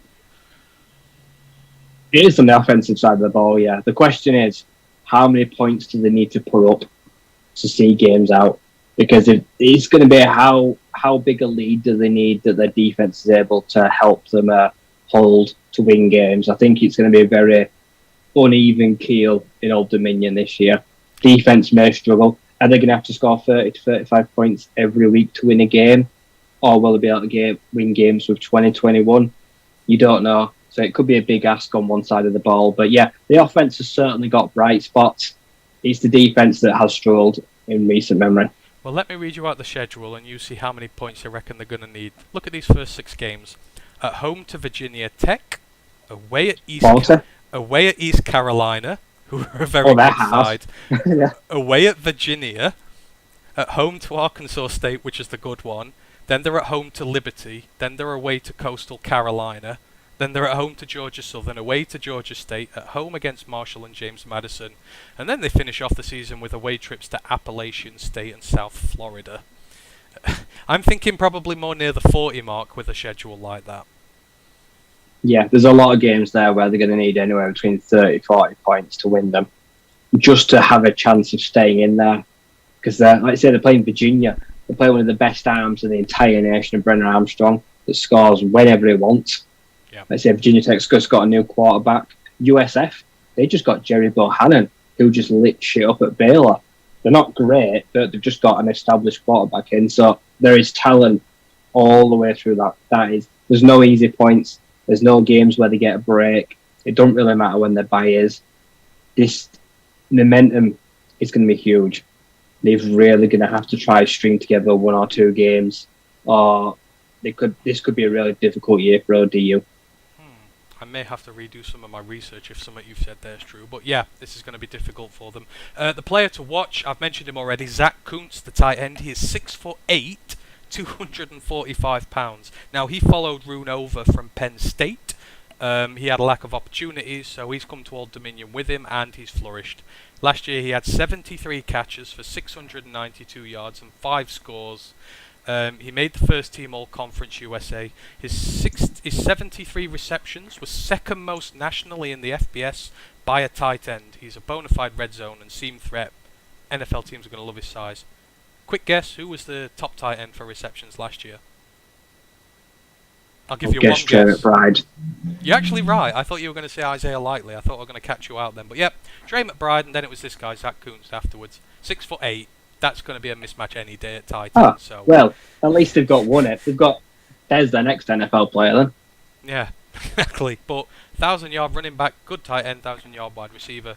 Could be an offense to watch this year. But yeah, look out for Zach Kuntz, the tight end at Old Dominion. Right, we're on the final trail here now. We're moving over to the Sunbelt West.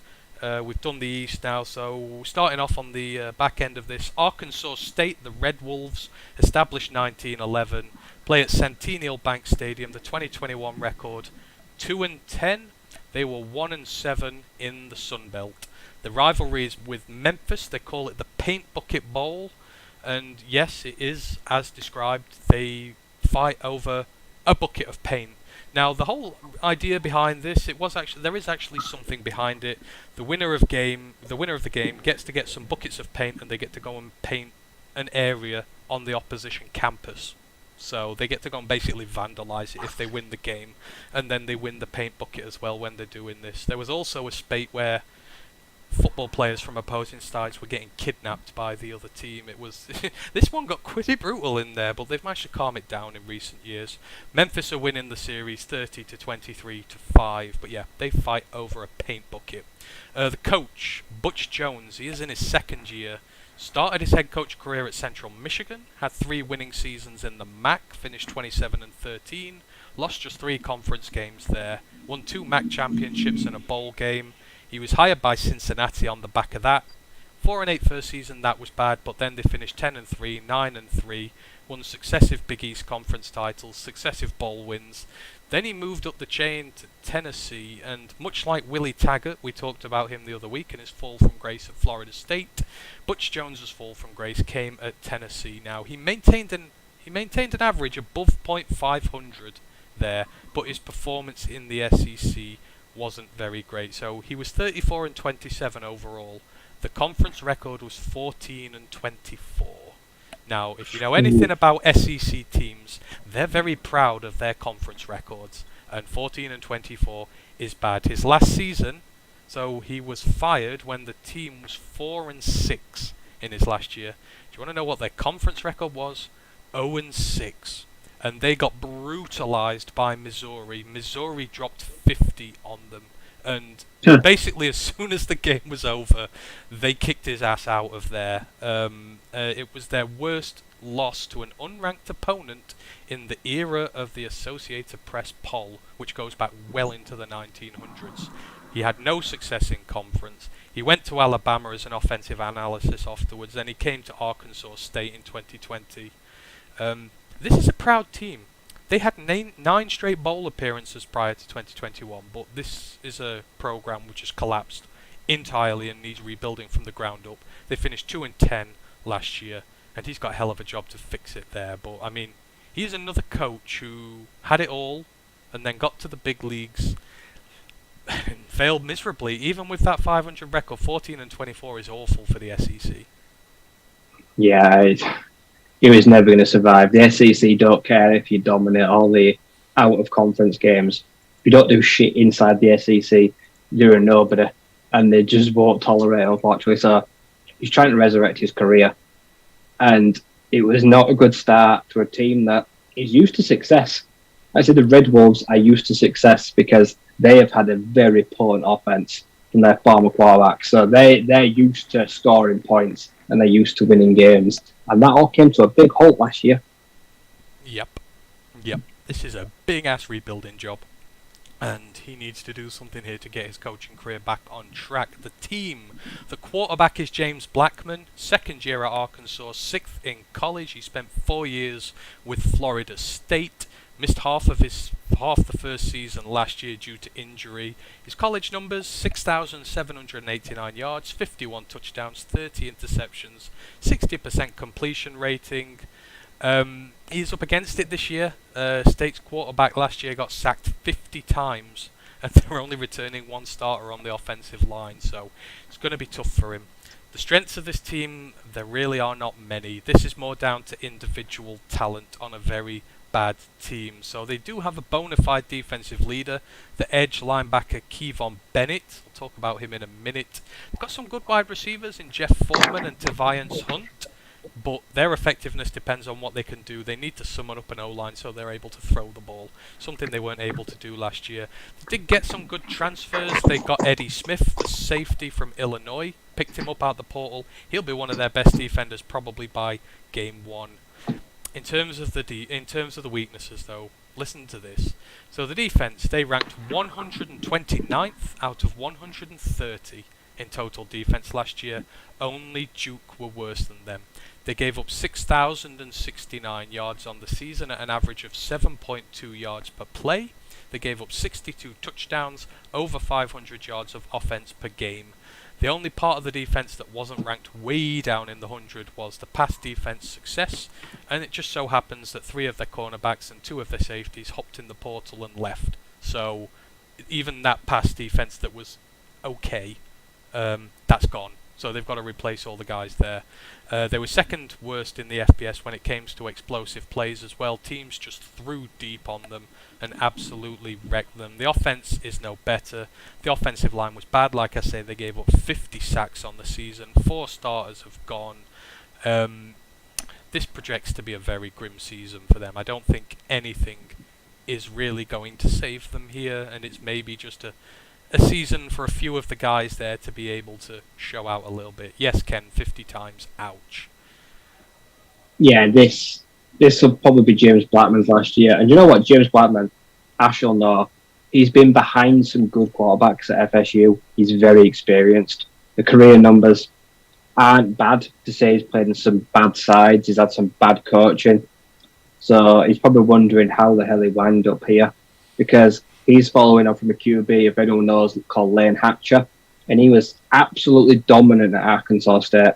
They're used to elite quarterback play, so it was a shock to the system last year that their QB got pummeled 50 times. This year sounds like damage limitation. They could very well finish last in this conference, especially in the West half. Yeah, just so they start. So the schedule, they start against Grambling State. That's fine. Maybe they can win that. 3 road games after that: Ohio State, Memphis, and Old Dominion. That Ohio State game could be brutal.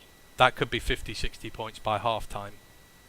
That's not pretty for them. Then they're at home to Louisiana Monroe and James Madison. They're away at Southern Miss and Louisiana, at home to South Alabama. Then they're at home to UMass, so maybe. Away at Texas State. And then they finish with a home game against Troy, but that could be a 1 or 2 win season. Grambling State is maybe the only one way you can say they might win. They might even lose to Grambling State. Yeah, they're probably not even favourites in that game. Ohio State will be 56-0 up at half-time. Travion Henderson and CJ Stroud will be on the bench. There's no chance they're playing in the second half. Not even JSN. No. They won't risk anyone in that second half because they will drop 70 on them. Yeah, that's it. And Justin Blackman is used to big games. Because, like I say, coming from FSU, he's used to being in the spotlight, but he's not going to enjoy that. That's not going to be a game he's going to enjoy. No. He's going to get absolutely pummeled. Yeah, there's no bedding in period there. Ohio State and Memphis back to back is cruel. It is really, really cruel. So the player to watch, there is a little bit of talent on this team. So the edge linebacker Kevon Bennett, mentioned him. He's about to hit his 6th year, had 4 at Tennessee, about to hit his 2nd year at Arkansas State. He's a senior leader on this team here.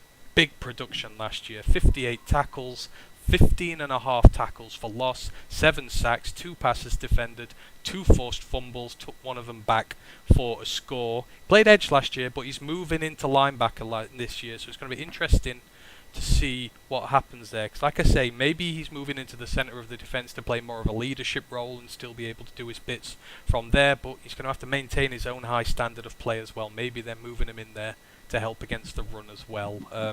But if he can make some noise this year, then he's going to be a draft guy who will highlight because he'll deserve it.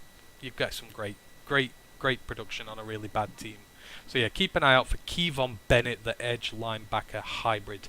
Next, champions of the Sun Belt, Louisiana Raging Cajuns, established 1901. They play at Cajun Field. Sounds like a fast food restaurant. Their 2021 season, 13-1, 8-0 in the Sun Belt, perfect in division, Sun Belt champions. This was a very good team last year. The rivalries are with Louisiana Monroe. They call it the Battle of the Bayou. The Raging Cajuns are winning that series 30-25. The most recent matchup, however, was a one-sided affair. Louisiana won it 70 points to 20 back in 2020. It's a rivalry over all sports. They have the winner of the football game. Guess what they get to take home with them? A wooden boot as the trophy. That is apparently what it is. They've got a few inactive rivalries as well, but Louisiana Monroe is the big one. But imagine that, Ryan. You pinnacle of your footballing career, you win the big rivalry game, and you get a wooden boot. It's what I think. It obviously means a lot to them. And it's pretty even as well, 31-25. Historically, that's a pretty good rivalry, because most these days are pretty lopsided. Yes, it is indeed. Right, so the coach. So obviously, the big news with Louisiana, they lost Billy Napier at the end of last year. He has gone to Florida to try and rebuild them up. So their coach this year, Michael DeSormu, it's his first season. Obviously, this is probably the biggest coaching loss in the Sun Belt this year. This is a big blow for Louisiana. DeSormu played actually with this team in college. He's been on the coaching staff here since 2016. He's been wide receivers coach, tight end coach, interim head coach, assistant head coach, just about everything but the head coach itself. He took over for the bowl game at the end of last season because Billy Napier left quick. He won that game as well, so he's actually got a 1-0 bowl. His bowl record's better than his regular season record because he's only played one game, but good for him. He's filling big shoes, though. The quarterback, so they've lost their star coach. They've also lost their star quarterback. Levi Lewis was there last year. He left to the draft. I think the Seahawks kicked him off their squad not so long back. It's a shame he's not found somewhere. He threw for over 9,000 yards, and his touchdown to interception ratio was 74-18. That is ridiculous. That is not something you can replace easily. So there's no bona fide starter here yet. Chandler Fields was Lewis's understudy for 3 years, so he figures as maybe been one of the guys who can get it.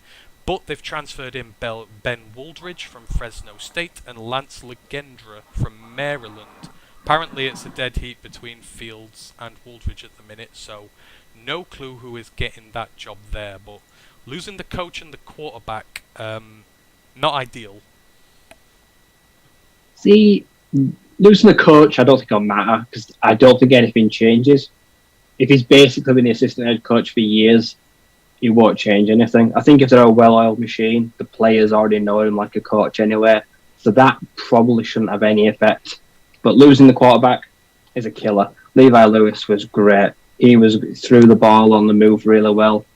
Dual threat. He was an elusive guy. He was lanky. He was tall. He had that good frame. I've enjoyed watching him multiple times. So defending this title is going to be one hell of a challenge when you've got 3 veteran QBs just kind of battling it out to win the job and you don't know who's going to take over the offense. It's not the best thing to happen. And that's not even the worst about it. So I've started with the weaknesses with this team, not out of them, but they've lost a lot. So Levi Lewis is gone. They've lost 2 of the top 3 running backs. Their most targeted wide receiver is gone. And they've lost 4 of their 5 starting offensive line. Quite a few of them have actually followed Billy Napier to Florida, so he's kind of gutted the team out himself.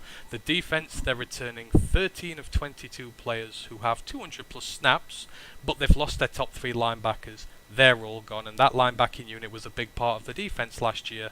They've lost starters on the secondary as well. So Desomu, he has got his work cut out, but the one thing that works in his favour, he knows the system, he knows the team, he's been there a long time, but there is a lot to fix. They were 7-0 last season in 1-score games. That very rarely happens. When you're in so many close games, you don't go 7-0. That is a rarity, so they weren't winning games by much. So sort of the level between where they were at and the guys behind him wasn't as big as it might appear on paper, and he's got to sort all these issues out. The strengths? Now, Billy Napier was known for having depth on his sides. He recruited well. Even when the starters went down, there were usually capable guys in behind, so they've had a slew of losses. Hopefully they are able to fix some of them here. Hopefully the new head coach has got a little bit to work with and utilise that talent. It's still a decently strong roster, but I think you have more concerns than optimism for them this season. Yeah, I think defending the title seems too far an ask. Yeah. To just to bodge together a roster when Napier's like taken some of the best parts and your franchise QB has now left college, it's going to be really hard because there's a lot of moving parts that are going to just be brand new to the system. So this is one of them years where you're just kind of going back to basics and just seeing what you've got to work with. Exactly. I say he's a brand new head coach, so they will probably be, if they get bowl eligibility and if they won a bowl game, that would not be a bad year at all. No, not at all. And the early schedule works out okay for them. So they start out at home to southeastern Louisiana and eastern Michigan. Eastern Michigan were probably the only Michigan side who weren't good last year. They're away at Rice and Louisiana Monroe. Then they're at home to South Alabama. Away at Marshall, home to Arkansas State, away at Southern Miss. The late slate's not good. They're at home to Troy and Georgia Southern. Then they finish with away games to Florida State and Texas State. So there's an opportunity for them to make waves early, but if they struggle early, then that late season schedule is not nice to them. No, I bet all 3 quarterbacks play at some point this year. I'll be surprised if one emerges and he plays the entire year when you've got 3 new faces and a new offense. Yeah. There's going to be some change over there, isn't there? Ken in the chat says serious gumbo down there. I've no doubt. I would really like to try some proper gumbo there one day. I'm sure it would be a fun part of the country to visit. Finishing them off, the player to watch. So Chris Smith, the running back. So just like at Marshall, there's going to be a lot of importance on the running back to help try and steady a system where the quarterback is new and the offensive line is new. They're going to lean on him a lot. So he was their leading rusher last year. He was an all Sun Belt selection. He racked up 930 yards from scrimmage and 9 touchdowns. He was in rotation. I mentioned they had 3 running backs last year. That's why the numbers don't pop out. But he is the out-and-out running back 1 this year. So, they're going to still be a decent team. He's going to have a chance to really break out this season. So keep an eye out for Chris Smith, the running back. Moving on now, we're down to our last few teams. Louisiana Monroe Warhawks.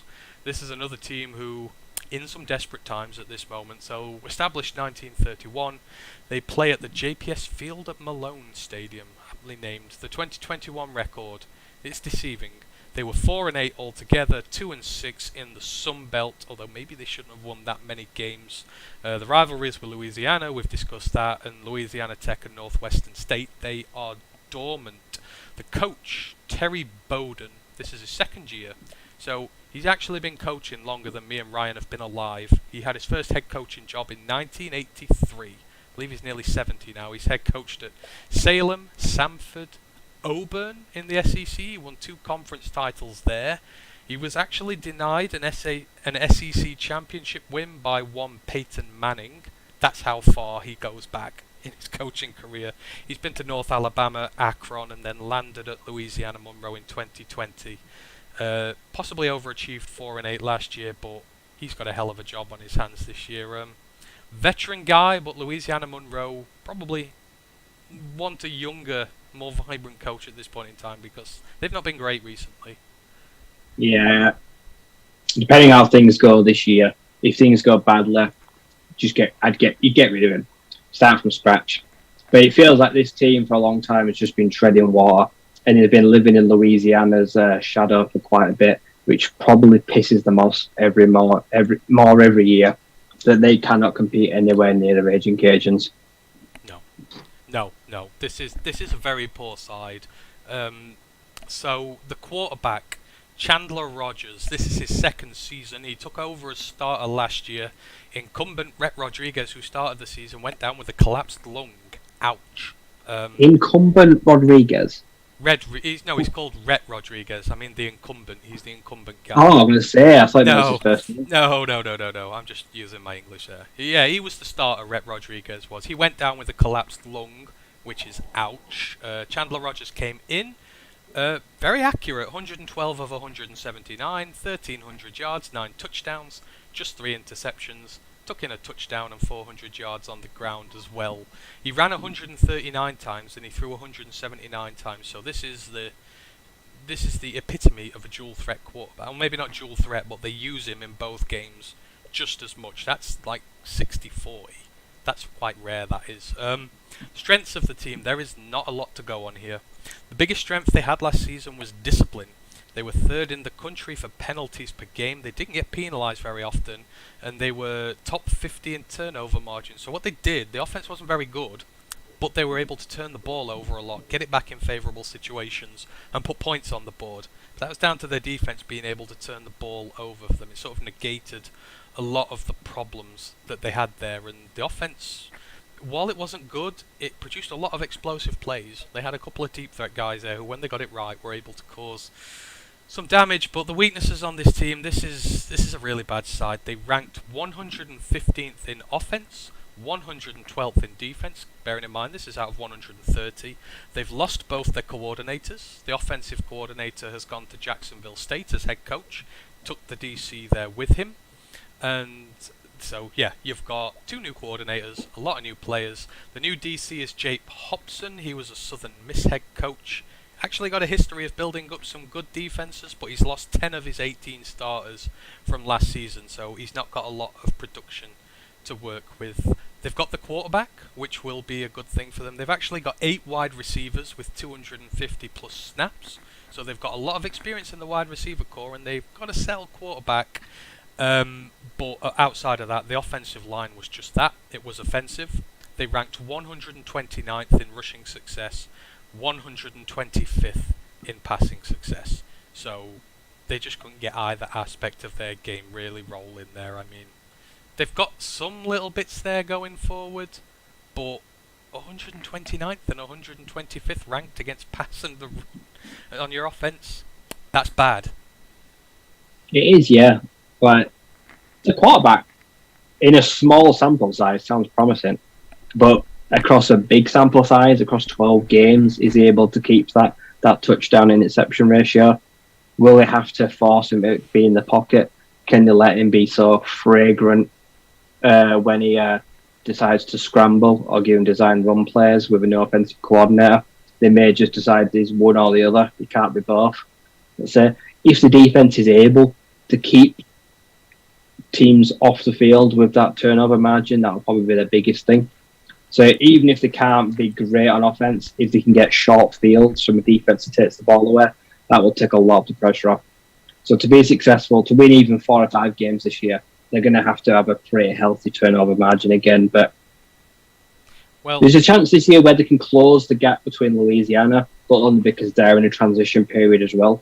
Maybe the gap will close a little bit because they're both now in a bit of flux. So their game will be very interesting to watch. Well, let me give you their away schedule this year. Texas Longhorns, Alabama, Army, Georgia State, Troy, South Alabama, and Arkansas State. And they've got home fixtures as well against Louisiana, Coastal Carolina, and Texas State. That's. Do you want to maybe reconsider how many wins they're going to get there? 2 of their first 3 games are away at the Longhorns and Alabama. That's just cruel.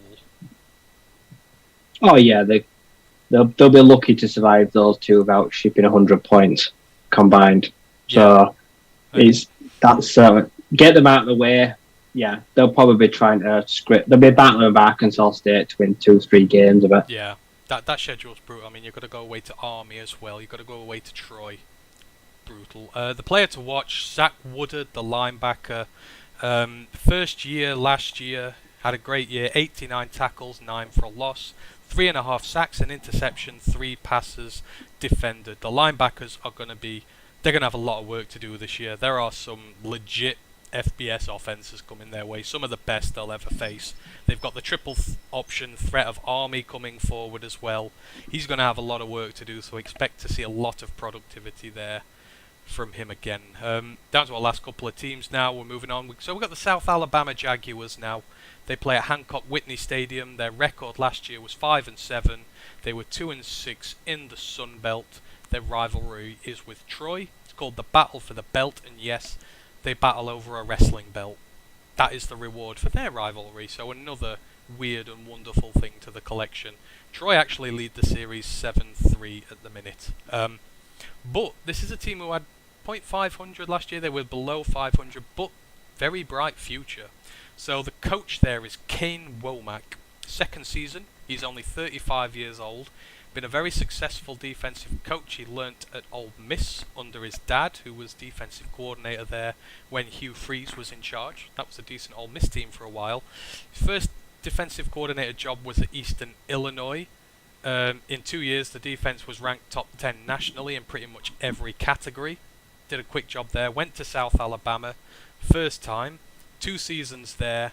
They were the 13th most improved scoring defense in the nation in pretty much everything. He turned every aspect of that team around. Then he went up to Indiana, linebackers coach and defensive coordinator there. And, Indiana are a bad team, but they always put out good defenses. So he's had success there as well. And then he's gone back to South Alabama and he's taken over their job as head coach. So his first season last year, the defense was ranked 40th nationally. So in 1 year, he has already got them into the top 40. He's also shown an ability to recruit really well as well. They brought in 15 transfers this off-season. 13 of them are from Power 5 schools. So this is a big-ass talent injection they've got coming into this team this year. Can he get them bowling? Maybe a good chance. But Kane Womack is young, but he's successful. And this South Alabama team could surprise a lot of people. Yeah. Like I say, he's young, he's hungry, he's worked with it, and they're an attractive program. I know when they brought Jake Bentley in, I was surprised. Like, he's a big name. He's been in the FBS, like I say, Pac-12. Like I say, he's been around big conferences. Good quarterback. When I saw he was coming in, when he landed him as a transfer, I was like, that is a good pickup because he's a strong guy. He's a young quarterback. He's a young coach at a new team. So like Clay Helton, he went and got the most experienced quarterback he could find. And it made Jalen Tolbert look really good last year. So you can bring in some big names. And the Jaguars, they're an up-and-coming side. They've got a lot of promise over the next few years because I think being down there as well, like you say, down in Alabama, it's hard to recruit. But they're an attractive side and they're always going to probably be able to pick up some of those good high-level recruits that want a new home. Exactly, yeah. And to say Jalen Tolbert was amazing last year.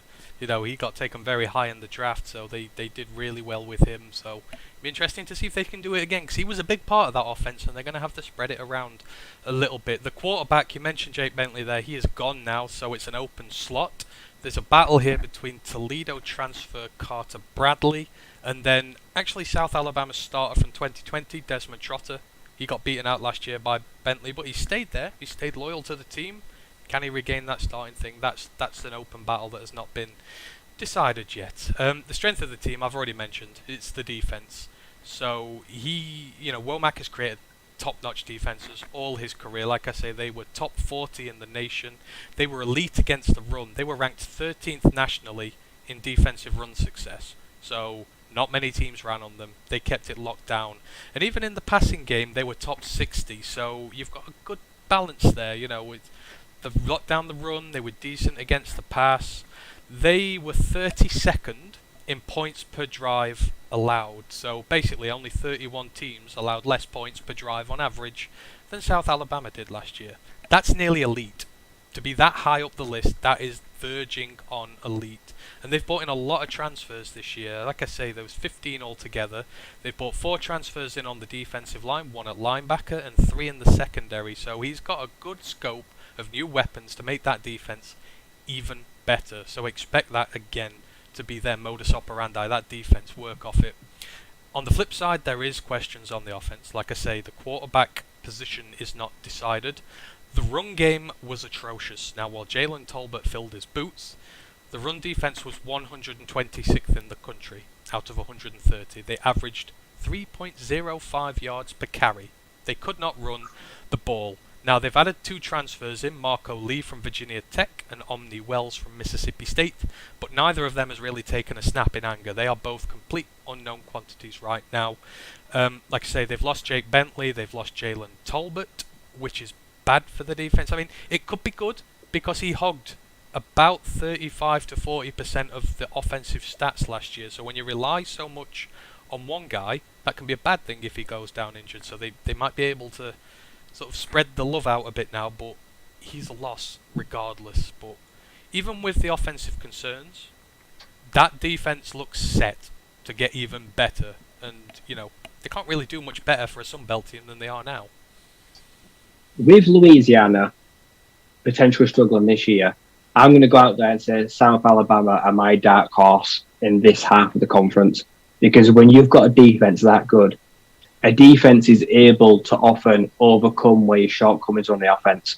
If you've got an elite offense and your defense is crap, it just don't matter how many points you score because you'll ship them. But if your defense is stingy and it's nasty, and they literally put you in a position where you might only need 2 scores to win, that is in a really good position to be in.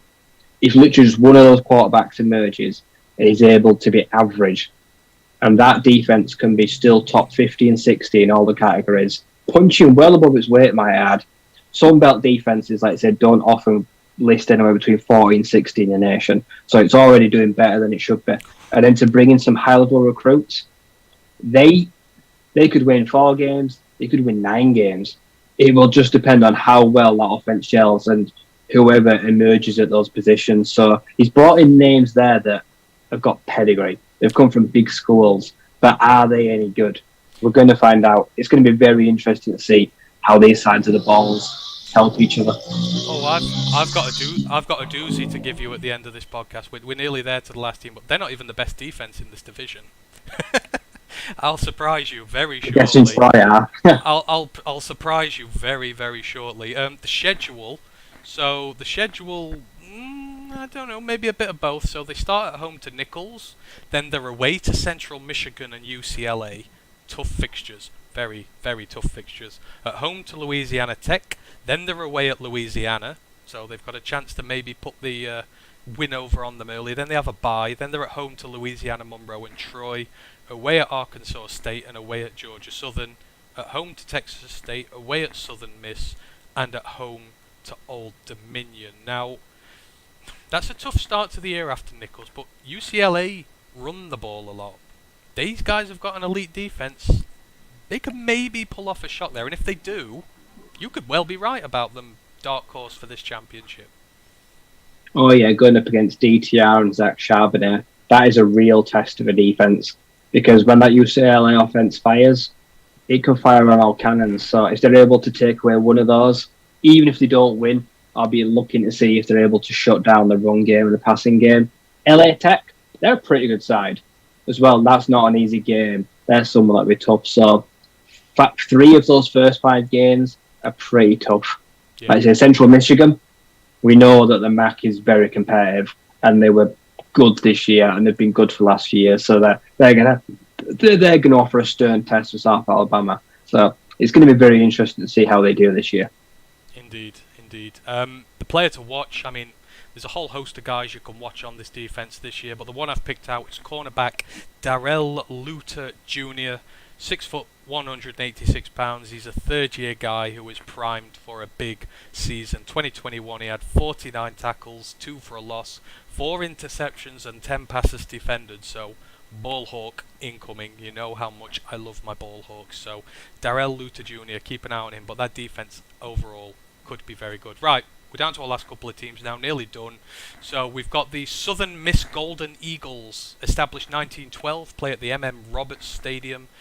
3-9 last year, 2-6 in Conference USA, so they're the last team making the jump up. The rivalries with Louisiana Tech, the rivalry in Dixie, we discussed that last week. They've got a rivalry with Memphis, which is dormant. It's called the Black and Blue Bowl. The name was given to this because of the intense competitive nature between the sides. A lot of guys apparently bruised up in this. Also, the school colours compete, so Southern Miss school colours are black, Memphis is blue, hence the name of the series. Southern Miss lead it 40-22-1. And then they have a rivalry against Tulane. It's called the Battle for the Bell.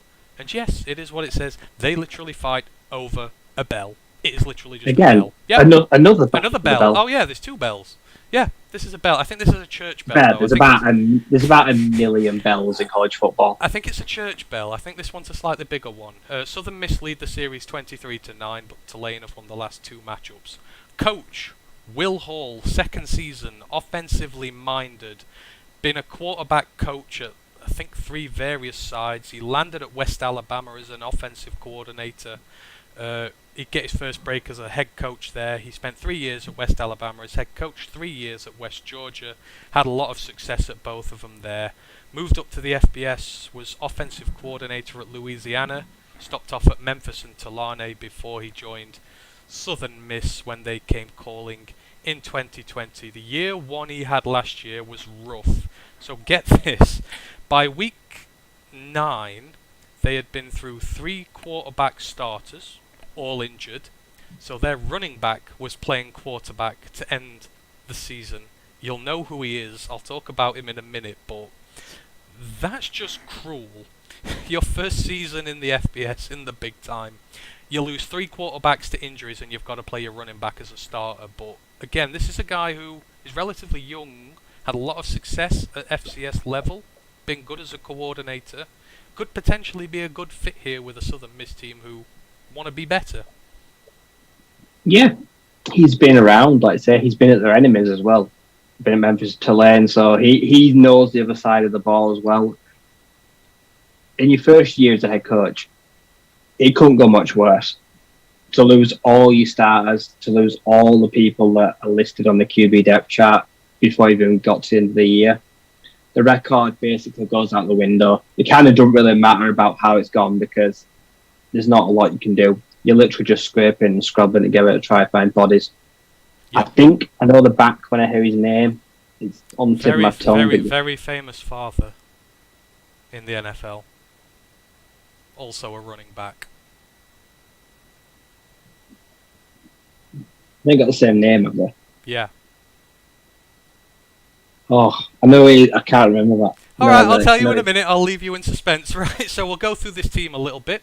So, the quarterback position that's open for business. All the guys who were injured last year have come back. Ty Keys, the name of the guy who was apparently emerged in spring camp as a front runner, but he was poor last year. In 4 games, he had 50% completion, passed for 355 yards, 3 touchdowns, and 4 interceptions. That's in 4 games. That's a stat line for 1 game. That's how bad things were there. So they are not settled at all. But apparently he's been doing very well in spring camp, so who knows. So the strengths. This team is returning the 3rd most production in the entire country. So that is a lot. I remember who it is. That is a lot of experience coming back, which is going to count for a lot. Southern Miss, their defense was ranked 42nd in the country in total defense. The defensive coordinator, Austin Armstrong, he is aggressive with his defense. They were 46th in the country in havoc rate. That's basically the number of tackles for loss, passes defended, interceptions, breakups, forced fumbles. You divide it by the total plays. His defense literally caused havoc. They've reinforced as well. They've got 9 transfers in. 8 of them are from Power 5 schools. They've raided Ole Miss and Miss State quite heavily. So they've got quite a few players who've come from big programs. So that's a big injection of talent. The offense was bad, but that was due to the quarterback issue. They've got a lot of talent on this team, led by none other than Frank Gore Jr. Jr. Yes, Frank. The little muscle shark, that little guy in the little back. Yep. The Son bruiser. of the legendary NFL running back Frank Gore Sr.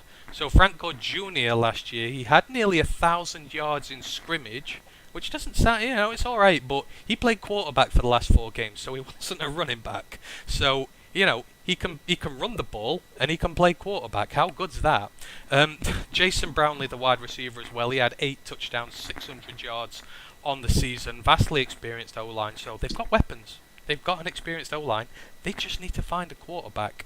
The weaknesses in the team, again, CUSA team making the jump up. That's going to be tough for them. How are they going to do against better opposition? Starting quarterback is a problem there. Defense, the one glaring problem they had was giving up big plays. They were hit downfield quite often, so the secondary needs to really work on that. But given that they've made a lot of investment reinforcing the defense this year and how well they've done with it, I would expect them to fix that issue. So really on the offense there, but one quarterback and this team could be really good. Yeah. You'd like to think, touch wood, that the second year goes a lot better than the first. This is a team that if they find one quarterback and he stays healthy for 12 games, they could cause some upsets. Like I say, because Frank Gore Jr., I've seen him play and he plays like his dad. Short centre of gravity. He's physical as anything, like you say. To step in and play QB is pretty brave. I bet he didn't want to do that because it really affected his season-ending numbers. He could have had a really good year. And he looks like a talent as well. So they've got a good running back. Like I say, they just need to find someone to complement him. A defence that's able to make big plays, even if it gives up some as well. So some of this could cause a few surprises this year. They'll definitely be better than they were last year. Yeah. Ken says, wow, his son's in college already. Yes, he is. But, I mean, what? Frank Gore was in for, 16 years? 17 years? His kid grows up from the first year. Then it's possible. It's a shame they weren't able to run together, but hey-ho. But, yeah, he's there, and I think he's going to commit to the draft this year. Possibly. If he has a good year, who knows? But, yeah, he's coming. But I think the Sun Belt have been dealt some really nasty schedules here, because it's not good for these guys either. They start at home to Liberty, away to Miami, Florida, led by Tyler Dyke. Then they're at home to Northwestern State, but then they're away at Tulane and Troy, which are 2 incredibly hard fixtures. Arkansas State, Texas State, then they're at home to Louisiana and Georgia State, who are no pushovers, away to Coastal Carolina, home to South Alabama, and then they finish off against Louisiana Monroe. That ain't pretty. They're going to need to find a quarterback quick, but if they can get a few wins out of that schedule. That is a team who could potentially do well. Yeah. If things click and they find a quarterback that's able to complement Gore Jr., 5-6 wins is very achievable. Like I said, they could double last year's win total, and that'd be a success for a young second-year head coach. He's not going to put huge pressure on them, but they'd like to think that they can overcome. They were unlucky last year, so now we'll get a real good look at what the team does look like. And like I said, being in the state of Mississippi is hard, but it also has a lot of advantages. Like I say, because a lot of in-state kids to pick from. Like I say, they've had players from Ole Miss. You got Mississippi State. Got teams like that. So when they do drop out, you're able to hoover some of them up. Yeah, exactly. So hopefully that injection of talent will be able to serve them well this year. A lot of guys have already been in the league. The player to watch, Hayes Maples, the linebacker in his 5th season.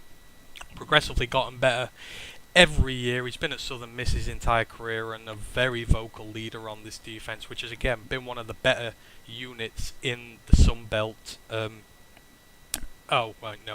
These were CUSA. One of the better units in the CUSA, sorry. Going to be interesting to see how he does with the step up in talent this year, but this guy is the heart of the defense, and if you're going to hear someone's name in this defense often this season, it's going to be him. So Hayes Maples, the linebacker. Right, I've got Texas State and Troy to do, and then we are out of here. So the Texas State Bobcats, 1904 they were established, very old team, play at Bobcat Stadium. 4-8 last year, 3-5 in the Sun Belt. So again, another under 500 by a few games. Rivalries with UTSA, we mentioned that last week. The rivalry with Nichols in the FCS. So This is called the Battle for the Paddle. And yes, they fight over a kayak paddle. This is what they go over. They have an actual kayak paddle which they inscribe the name of the winner on, and they will carry it round as their trophy. That is just unbelievable. They got the name the Battle for the Paddle because one year the game got flooded out and they joked that they would have to use boats to get to the stadium, which technically they actually had to do. The game did not go ahead, but the Battle for the Paddle took place, and then so a paddle. That's not even probably the craziest one, is it? But imagine fighting over a boat. Imagine fighting over a boat paddle. Yeah, I like it. You can inscribe it as well, so at least you'll always have the memories on it. Well, it's weird because it's got two sides. So on one side they inscribe the years that Texas State win, and on the other side they inscribe the years that Nichols win. So it's like a double-sided paddle with your victory thing on there. So obviously one side will fill it up before the other. Texas State winning that rivalry 28-27, but it's on hold at the minute because Nichols are in the FCS. Coach. Now, this is one who's on a hot seat. We've not had many hot seat coaches yet, but Jake Spavital, 4th year, only 37 years old, started as a graduate assistant, I think he was at Alabama. He's become an offensive coordinator and a quarterbacks coach at 4 teams, did both jobs at once, so highly experienced as an OC and a quarterbacks coach. Got his break at Texas State. The record, not great. First 3 seasons he has gone 3-9, 2-10, and 4-8. And this was a really weird thing because I was watching the guy who was talking about him, and his method of operating has been really weird. Every year he raids the transfer portal incessantly for players he does not recruit from high school. This year they've only recruited 2 high school players, and they've got 3 from JUCO. Everyone else is a transfer. And at a team like this, you kind of have to build through high school. But he's been acting every year like he's in win now mode. He's gone through that many players that they've just never gelled with one another. And they've brought in a ton of transfers this year. And again, no high school guys. So the overall record is 4th year. He's 9-27. The conference record is 7-17. And you kind of got to think that he's got to get a bowl this year to keep his job. But he seems to have gone about it completely the wrong way, building that team. I don't know he's got a job, to be honest. It's not very good. And it's a poor way to go about things because portal players don't often have much eligibility. A lot of them, like you say, have probably come there with 1 year left. Team's been crap, and then they've left college. So not even sticking around. Yep. To build long-term success, you can't just go to the portal every year because 1, the teams don't gel. 2, players in the portal can often have a chip on their shoulder, or they're coming to you because they want something for you. They don't care about the side sometimes. They literally just want some tape or something like that, so they don't always come with the best interests. Yep. So getting them to gel and fit into a team when you're changing 10, 15 players a year is never going to work. And he is the living embodiment of that is a poor way to go about things. So This will be his last year before I even talk about the schedule. I imagine he's getting fired this year. Yeah, he's probably one who we can put on the hot list to be fired pretty much like earliest of some of them. So the quarterback, now this is actually one he's done pretty well with. You mentioned him earlier. It's Lane Hatcher. So first year at Texas That's a good State. pickup. Yeah, first year at Texas State, 4th in college. One of the many portal captures this year. So he was a 3-year starter at Arkansas State, threw for 7,500 yards, 65 touchdowns, 25 interceptions. That's pretty good all across the board. He is a significant upgrade to what they had. He's a prolific prep passer. He's a little undersized. He's really like Mason Fine, I find. You remember the North Texas guy?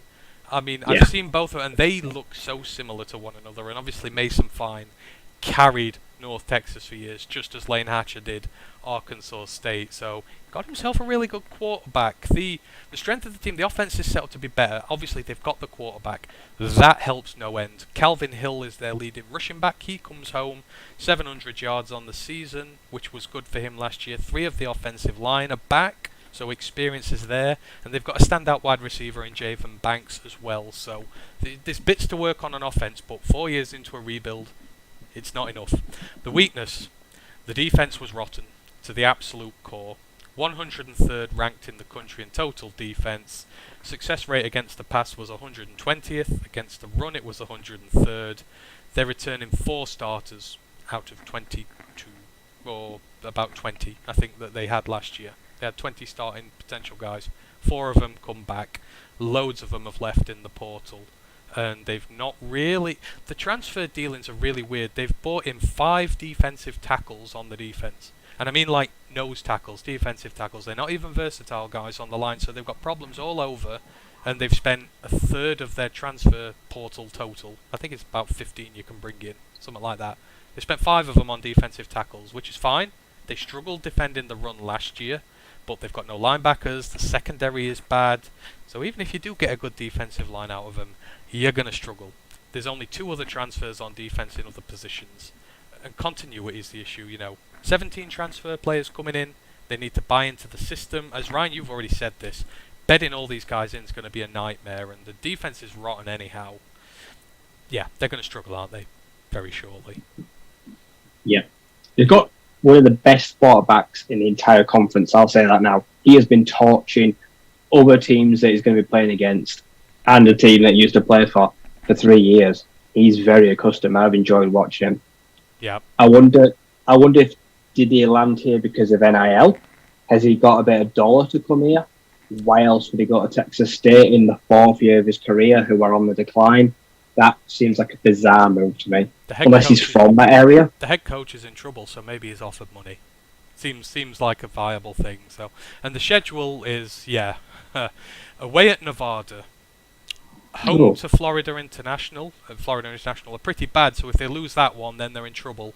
Away to Baylor, at home to Houston Baptist, away to James Madison, at home to App State, away at Troy, home to Southern Miss, away at Louisiana Monroe, South Alabama, at home to Arkansas State and Louisiana. It's not pretty. That Florida International game could decide their season very quickly, which direction they're going. Yeah, if they're 0-3 and they get slapped by Baylor badly, weeks 4 and 5, he could be fired. I mean, Florida International, a basement in Coosa, worst division in football. So that says everything you need to know. Again, guys to watch: the wide receiver Marcel Barbie, 6'2", 195 pounds. He's a JUCO guy, one of the few who's actually come through the ranks there for them.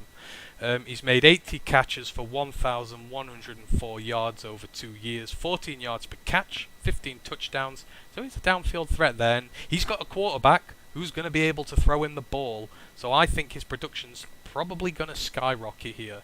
And one of the things they do have is a left tackle, Dalton Cooper. He's 6'6", 300 pounds. He started every game for the last 2 years. Actually a very bright spot on the offense. So they got the quarterback, they got the left tackle. Can they get it to the wide receiver who could do some damage? Hopefully for them they do. And we finished this all off, nearly there. The Troy Trojans, the last team in the Sun Belt to go through. 1909 they were established. They play at the Veterans Memorial Stadium. 5-7 last year, 3-5 in the Sun Belt. Don't let that fool you though. These are a perennial underachieving team who finally fired the coach who was holding them back. The rivalries with South Alabama and Middle Tennessee, we've discussed those, and UAB. The only one we've not mentioned is Jacksonville State. This is called the Battle for the the Battle for the Old School Bell. It's another bell, school bell. This one is, you know which one I mean. It's been dormant since 2001. I think Troy have it at the minute, so they have an obsession with bells over there for their rivalry games. I don't know if any Americans in the chat can confirm why that is. They'd like to fight over bells. Who knows? But yeah. So the coach, John Sumrall, first year head coach, but is highly experienced as a defensive coach. Spent time at San Diego, Troy, Tulane, Old Miss. His most recent assignment was at Kentucky. He was the inside linebackers coach and the co-defensive coordinator. And Ryan, you'll know, Kentucky, they are known for developing defensive talent in the NFL. Jamin Davis. Sent Jamin Davis to the NFL last year. Yeah, we've just drafted Josh Pascal. You've got Mike Edwards, who's already a Super Bowl winner with the Rams. Kelvin Joseph, Jermaine Davis went last year. They were 2 first. Hang on, Kelvin Joseph was a second-round pick, I think. But still, he has been in a unit which has been producing NFL talent for some time now. And he is in the best possible position to succeed because, as I say, Chip Lindsey, his predecessor, has failed with a very good team. So, get this. They have the 49th strongest roster in the FBS this season. The 49th in the entire country. Louisiana won the Sun Belt last year. Their roster strength was 98. That shows you how much talent is on this Troy team. It's ridiculous. But, I mean, great position to be in for a first-year head coach. Troy are the dark horses to take the Sun Belt this year. But, I mean, hell, you've got to be really psyched if you're the first-year head coach coming into this sort of situation. Yeah, he's inheriting a really good set of players. I've seen Troy a few times last few years, and like I said, really good side. Lots of really good players. They produce some top quality talent, but it's just not landed in results. Like I said, they've struggled to hold their own in a conference. They should really be challenging to win. Yeah. Yes, definitely. Right, let's go through the team. The quarterback, Gunnar Watson, 5th year at Troy, starter for 2 years, thrown for 3,888 yards, 24 touchdowns, 11 interceptions, 66% completion rating. Very good. This is a very efficient quarterback. He only got 1 rushing touchdown. He ain't a rushing guy, but they've got the tools on the offense for him to be successful. The strengths on this team. Right, this is insane, okay? So the defense is the strength here. So their defensive roster strength, so all the talent they've got on there, how it's judged up, 13th in the country. The entire country, they have the 13th best pool of talent on their defense. So they are absolutely stacked with talent. And that's not even it. Get this. So the new defensive coordinator he's brought in there, Sheil Wood. So he's come from Army. He was a co-defensive coordinator at Army. You want to know where Army's defense ranked last year? 15th in the country.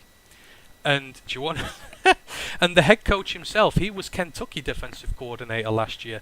They finished 26th in the entire country in best defense. So you are working with the 13th best pool of talent in the country, with a defensive coordinator who had the 15th best defense in the entire country, and a head coach who was providing NFL talent in the 26th best defense in the entire country.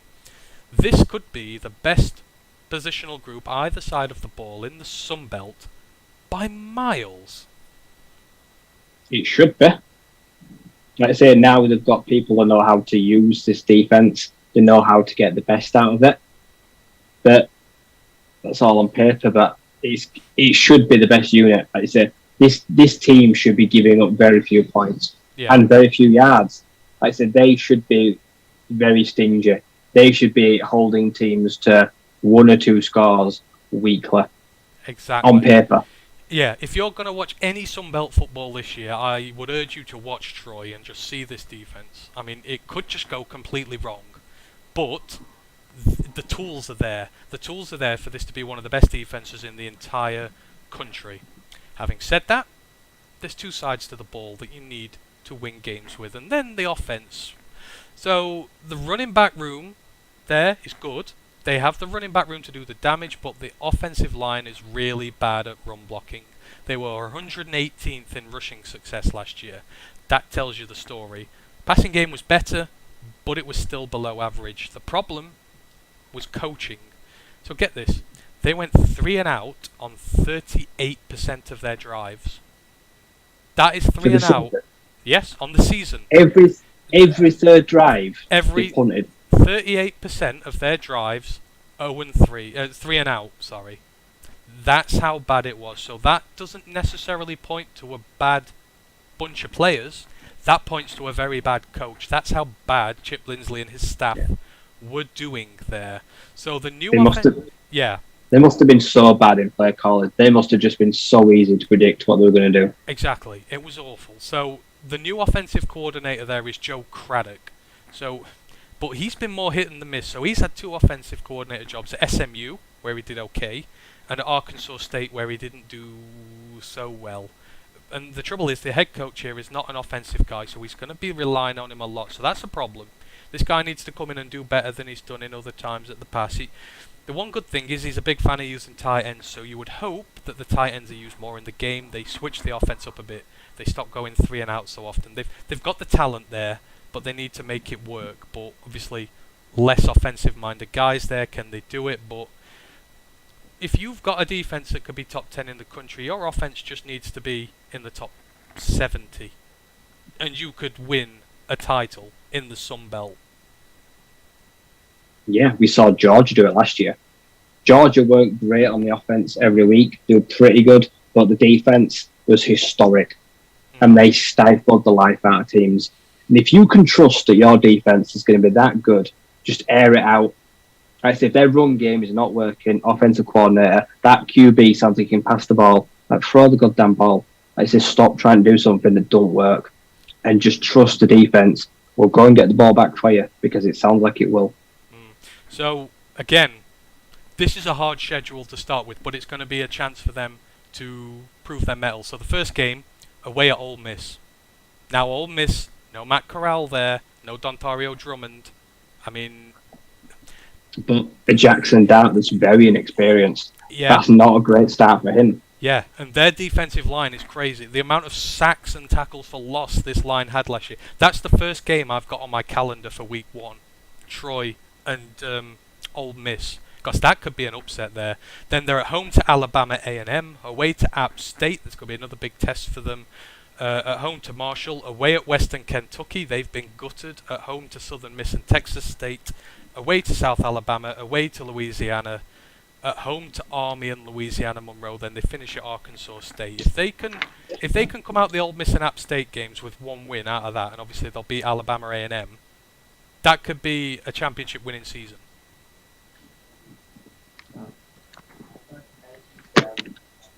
Oh. Sorry about that. No, it's alright, we're nearly done. I'll let you go soon. I was just saying, if they can win one of these first 2 games away at App State or Ole Miss, then championship's on. Yeah. Like I say, a 9-10 win season with 7-8 wins in conference is usually good enough to get you to a title game. If they can make life really hard for Jackson Dart and make them run the ball with Zach Evans, Ole Miss, they're both brand new players to the scheme as well. So they may not beat Ole Miss, but if they can cause problems on the offense and frustrate Lane Kiffin, that would be a good start to the season. Like I say, and if they can practice getting the ball moving. So win or loss, Ole Miss is a good start for them, because it means they just get to work on 1, what they're really good at, and 2, what they're not great at. Because Ole Miss lost defenders to the draft as well. Yep. Yeah, that's what I say. That's why it's the first game on my calendar. I'm gonna watch that, and I think there could be an upset there. So we're rounding all this out. The players to watch now. I'm just gonna say, watch Troy for their defense, but we've got to highlight some guys because that's what we're doing this for. So the defensive end linebacker hybrid Javon Solomon. He's 6'2", 246 pounds, 50 tackles. 17 tackles for a loss, 11 sacks, an interception, passes defended, and 2 fumble recoveries. That was last year. That's not 2 years, that was 1 year. 17 tackles for a loss, 11 sacks, 50 tackles. Rumour has it that he was having to pay rent to the opposing team because he was in their house so much in their backfield. That's how often he was in there. So Javon Solomon is one to watch out for. And then, maybe the best of them all, Carlton Marshall, their linebacker.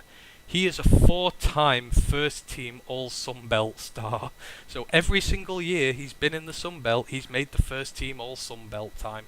That's how good he is. He's a bit small at 5'9", 210 pounds. But this guy's all over the field. Kind of reminds me of Malcolm Rodriguez a bit. 442 career tackles, 10 sacks, 47 tackles for a loss, 5 interceptions, 12 pass breakups, 7 forced fumbles, 2 fumble recoveries. That's the sort of defense this guy, it's stacked. That's all I can say, it's stacked. They've got some amazing players in there, so watch the Troy Trojans next year. I think they're going to cause waves in the Sun Belt and beyond it. But watch that game against Ole Miss. Yeah, that's going to be great. So that is them all.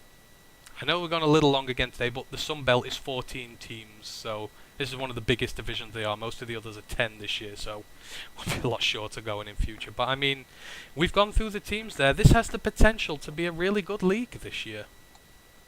Yeah, it's going to be all change as well, because I can't see right now Louisiana defending their title. App State have gone through changes, lost some players. There's, like I say, you've got South Alabama that could be primed to break out. You've got Troy with that nasty defense, just need to find some offense. So you're going to have at least one new team in the title game this year.